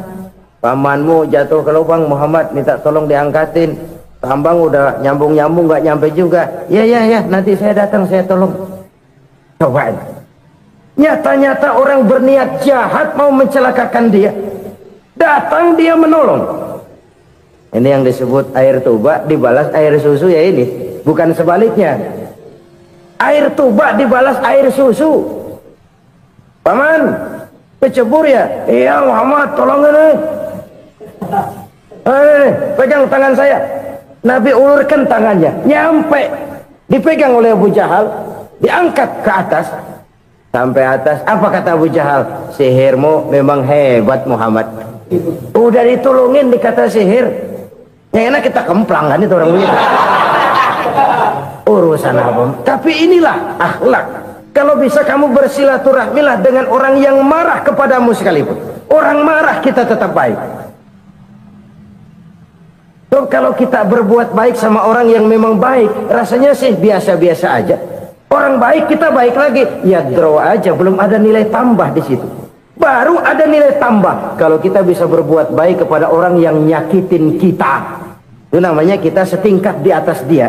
Dia sakitin kita, kita berbuat baik sama dia. Dia pelit sama kita, kita baik sama dia. Dia marahin kita, kita deketin dia. Di situ kita punya nilai tambah.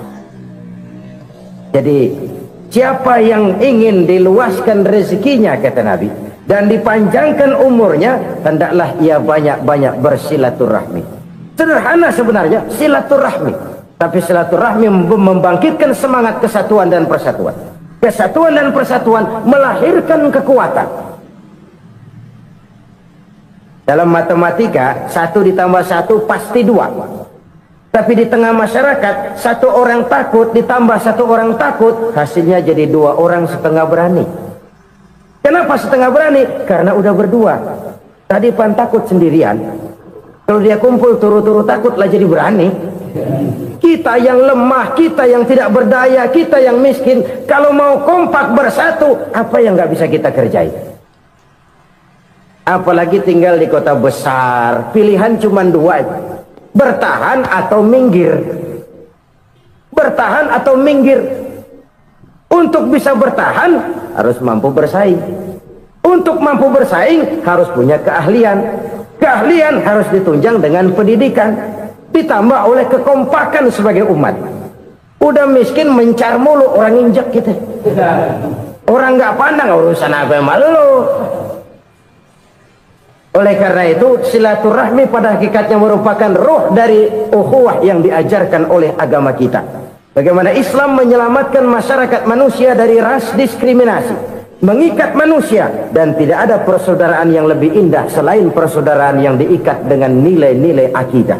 Sepanjang orang di jalan Allah, itulah saudara kita. Keluar dia dari jalan Allah, selesailah persaudaraan sampai di situ.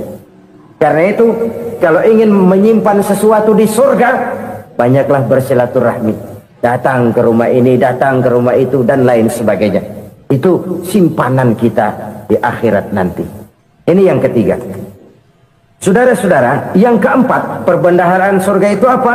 Wa qawlu la hawla wa la quwwata illa billah. Ucapan la hawla wa la quwwata illa billah. Ibadah kan ada yang berat, modalnya besar. Bangun masjid berat, modalnya besar. Bangun rumah sakit berat, modalnya besar. Ada ibadah yang berat tapi modalnya ringan. Misalnya puasa itu berat, mengendalikan nafsu. Kalau sekedar nggak makan nggak minum sih enteng, mengendalikan nafsu itu jihad terbesar, tapi kan modalnya ringan, cuma niat saja. Ini ibadah berat, modalnya ringan. Ada ibadah yang ringan, modalnya juga enteng, seperti termasuk ucapan la haula wala quwata illa billah. Tanpa sadar, la haula wala quwata illa billah, nyelengin tuh di surga. Nyelengin, kita nggak terasa, nyelengin simpenan akhirat. La haula wala quwata illa billah, nyimpan lagi. Kaget, la haula wala quwata illa billah, nyimpan lagi, banyak simpenan. Walaupun sebenarnya yang dimaksud di sini adalah kesadaran batin bahwa tidak ada daya dan kekuatan kecuali Allah. Itu intinya. Kita memulai pekerjaan disunahkan baca bismillah, kan begitu? Apa itu? Kesadaran moral bahwa ini saya bisa kerjakan. Saya kerjakan ini dengan menyebut nama Allah. Kenapa? Kalau Allah tidak memberikan daya dan kekuatan, mana mampu saya kerjakan ini. Maka saya kerjakan ini dengan menyebut nama Allah. Bismillah. Kesadaran moral. Manusia hanya wajib berusaha, tapi nggak pernah wajib berhasil. Banyak hal-hal yang kalau kita renungkan secara rasio nggak mungkin, tapi jadi kenyataan. La haula wala quwata illa billah. Tidak ada daya dan kekuatan kecuali bagi Allah semata-mata. Kesadaran moral akan kelemahan dan keterbatasan makhluk bernama manusia. Kadang kita kagum dengan otak, tapi kita sering lupa sama yang bikin otak. Padahal bagaimanapun hebatnya otak, yang bikin otak pasti lebih hebat dari otak. Nggak percaya, silahkan otak-otakan. Inilah kecenderungan. Kita kagum dengan pesawat-pesawat mutakhir, bukan main, besi gede banget terbang itu. Alangkah hebatnya. Lalu apa yang bikin otak tidak lebih hebat dari itu semua? Kita puji laut, apa yang bikin laut tidak lebih hebat dari laut itu? La haula wala quwata illa billah. Tidak ada daya dan kekuatan kecuali Allah. Apa yang bisa kita lakukan kalau tidak karena daya dan kemampuan yang diberikan oleh Allah kepada kita? Lahirlah sikap tawadu, rendah hati, tidak melonjak menjadi angkuh dan sombong, sadar akan kelemahan dan keterbatasan diri sebagai makhluk yang diciptakan oleh Allah Subhanahu wa taala. Jadi satu sisi ini ucapan yang berpahala, la haula, jadi wiridan. Pada sisi lain ini kesadaran moral, sikap mental, kesadaran batin bahwa yang punya daya dan kekuatan itu cuma Allah. Kita nggak pantas untuk sombong, sebab sombong itu pakaiannya Allah. Kita nggak sedang pakai pakaian Allah, kegedean. Dan makin kita renungi, makin terbentur. Apa sih yang bisa kita sombongin? Kita mau sombong apa? Kaya, pintar, itu kan semua relatif. Di atas langit masih ada langit lagi. Jadi oleh karenanya, marilah kita menyadari, manusia hanya wajib berusaha, tapi tidak pernah wajib berhasil.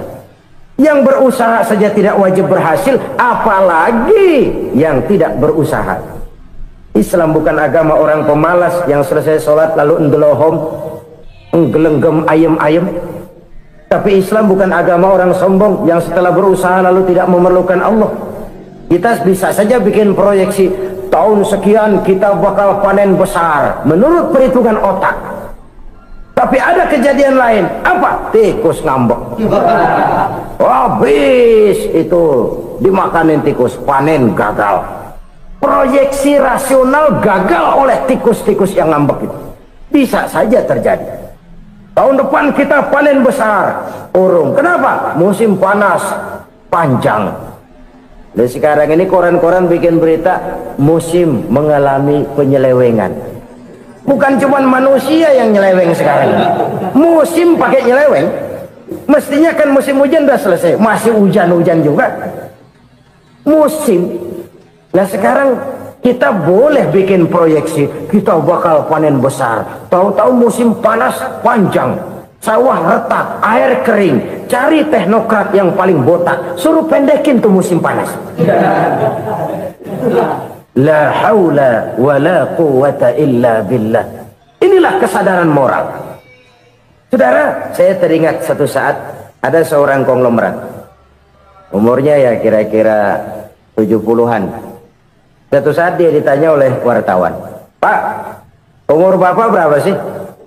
"Ya paling 10 tahun." 10 tahun? 10 tahun? Anak Bapak berapa orang? Satu saja? Satu. Harta Bapak berapa? Ya paling-paling bangsa 7 juta kali. 7 juta? Iya. Pak, kenapa Bapak bohongi saya? Bapak punya buku biografi. Koran-koran, majalah-majalah banyak memuat cerita riwayat hidup Bapak.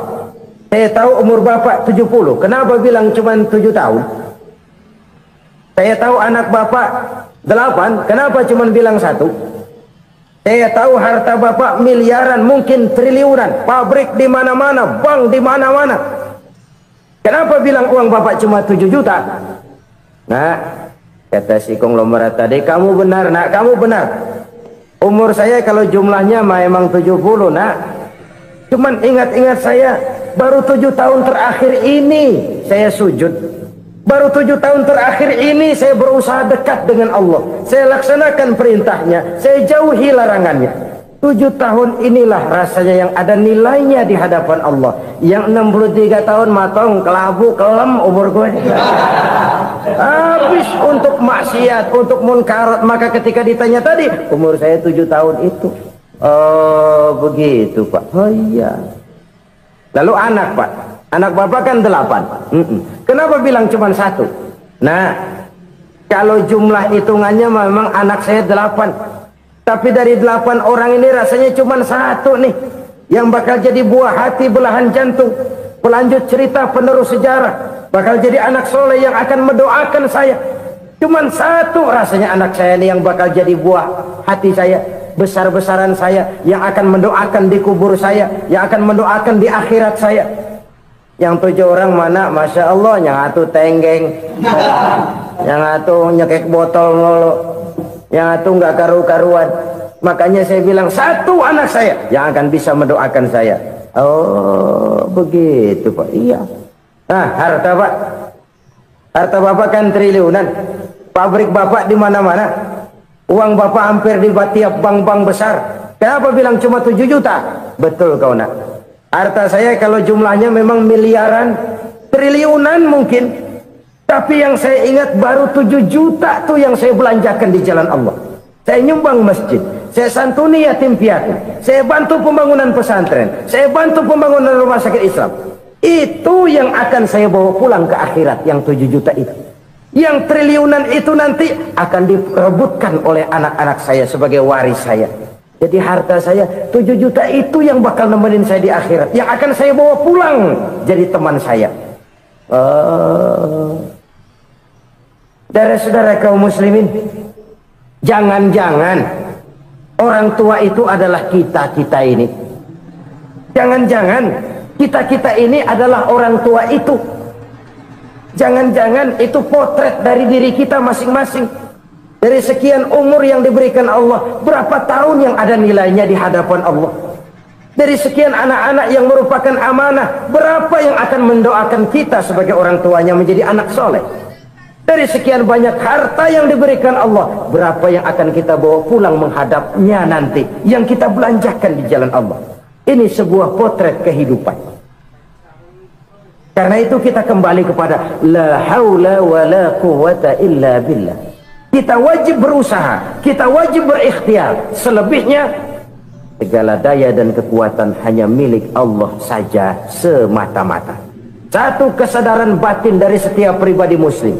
Setelah ia berusaha dan berikhtiar, ia menyerahkannya kepada Allah Subhanahu wa ta'ala. Jadi satu sisi ini merupakan wiridan ucapan yang mengandung pahala, pada sisi lain ini merupakan sikap batin dari seorang muslim di dalam ia menghadapi realitas kehidupan ini. Saudara-saudara kaum muslimin rahimakumullah, kalau ini kita jadikan satu basis kehidupan, Maka ini akan menyelamatkan manusia dari kemungkinan tergelincir menjadi orang yang lupa diri dan lupa darat. Sebab itu Imamul Ghazali berpesan, jadidis safinah fa innal bahra amiq wa khuziz zad fa inna safara ba'id wa khaffifil hamla fa innal hamla sadid. Perbarui selalu kapalmu karena lautan sangat dalam. Bawa bekal yang banyak karena perjalanan ini sangat jauh. Ringankan beban karena kebanyakan beban akan menyakitkan. Alangkah indah kalimat ini, alangkah dalam makna yang terkandung di sana. Perbarui selalu kapalmu karena lautan sangat dalam. Apa artinya ini? Jaga mentalmu baik-baik. Pelihara imanmu baik-baik karena hidup penuh cobaan seperti lautan. Kita kalau berlayar di lautan kan kadang-kadang tenang, angin bertiup sepoi-sepoi basah. Jika malam datang, bintang gemintang bertabur menghias cakrawala. Rembulan memantulkan sinarnya dengan indah. Dalam keadaan begitu berlayar enak. Tapi lain saat ombak menggunung, halilintar menyambar, angin topan bertiup. Berapa banyak sudah saudara-saudara kita yang tenggelam di lautan dunia tanpa sadar bahwa dia belum sampai kepada pantai yang akan dituju. Berapa banyak sudah saudara-saudara kita yang tenggelam di lautan dunia ini tanpa sempat bangkit lagi. Dia menyangka sudah sampai kepada tujuannya. Hati-hati kapal jangan sampai bocor karena lautan sangat dalam. Iman ini jaga baik-baik karena hidup penuh dengan ujian. Wa khuzizat fa inna safar ba'id. Bawa bekal yang banyak karena perjalanan sangat jauh. Saudara mau ke Bandung, bawa duit. Saudara mau ke Surabaya, banyakan lagi duitnya. Saudara mau ke Mekah, gepokan, iketan tuh duit nggak lembaran lagi. Makin jauh perjalanan, makin banyak bekal yang harus kita bawa. Kalau saudara dari Jakarta mau ke Surabaya, kagak bawa duit berangkat juga, itu sih bukan berani namanya, nekat. Sampai Surabaya belum tentu, sengsara di jalan udah pasti. Kenapa? Nggak bawa bekal berangkat. Sama juga kita nih, misalnya belum sempat sembahyang, mati. Waduh, berani banget orang. Belum punya bekal, mati. Sengsara di jalan. Atau bekal tidak cukup. Dari Jakarta saudara mau ke Surabaya, bawa duit 500 perak. Paling jauh Cikampek nyampenya itu. Paling jauh itu. Antara jauhnya perjalanan dengan bekal yang saudara bawa tidak seimbang. Hidup ini perjalanan panjang. A walking tour. Dimulai dari alam arwah. Sebelum jasad diciptakan, roh diciptakan lebih dulu. Dari situ pindah ke alam rahim. Dari alam rahim pindah ke alam dunia. Dari alam dunia pindah ke alam barzah. Baru menuju akhirat. Satu perjalanan panjang. Kalau bekal tidak bawa, sengsara di jalan. Bawa bekal yang banyak karena perjalanan ini sangat jauh. Wa khaffifil hamla, ringankan beban karena beban itu cuma akan menyulitkan.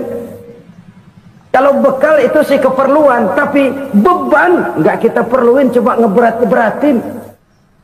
Apa ini beban? Dosa. Kecurangan, kebatilan, kesoliman, ketidakadilan, kesewenang-wenangan. Itu akan jadi beban kita di akhirat. Alangkah celakanya, perjalanan panjang, bekal tidak bawa, beban kelewat banyak, alamat sengsara di jalan. Pahala tidak ada, dosa berlipat ganda. Na'udzubillah, summa na'udzubillah. Kalau kita rangkum nasihat Al-Ghazali dengan kisah si konglomerat tadi, kita akan mengambil kesimpulan. Pertama, bekal terbaik dalam menghadapi gejolak kehidupan ini tidak lain adalah iman. Yang kedua, pahala dan dosa. Dua hal kontroversial. Pahala adalah bekal, dosa adalah beban. Tapi kita sekarang kan tidak begitu terangsang kepada yang abstrak. Orang berlomba mencari yang konkret-konkret saja, yang real. Kalau emang dosa, benjol dong, kira-kira begitu. Kira-kira begitu.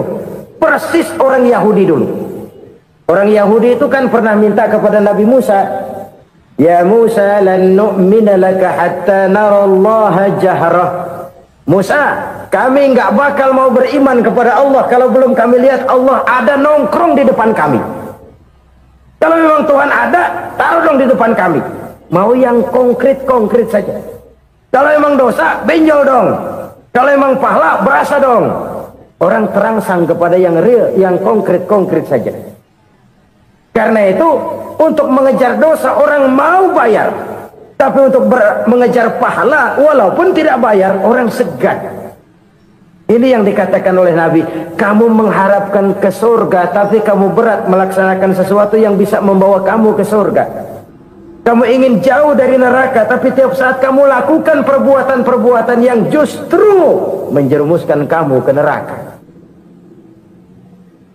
Idda'aitum an-najata minan nar wa ramaitum fiha anfusakum. Kamu ingin selamat dari neraka, tapi kamu lemparkan diri kamu ke neraka. Kamu ingin masuk surga, tapi berat sekali kamu melakukan perbuatan-perbuatan yang bisa menyampaikan kamu di surga. Saudara-saudara kaum muslimin rahimakumullah. Jadi hal keempat yang merupakan perbendaharaan surga adalah la haula wa la quwwata illa billah. Satu sisi ini merupakan ucapan yang memperberat timbangan akhirat. Pada sisi lain ini merupakan sikap hidup seorang muslim, kesadaran batin yang sangat dalam bahwa tidak ada daya dan kekuatan kecuali Allah.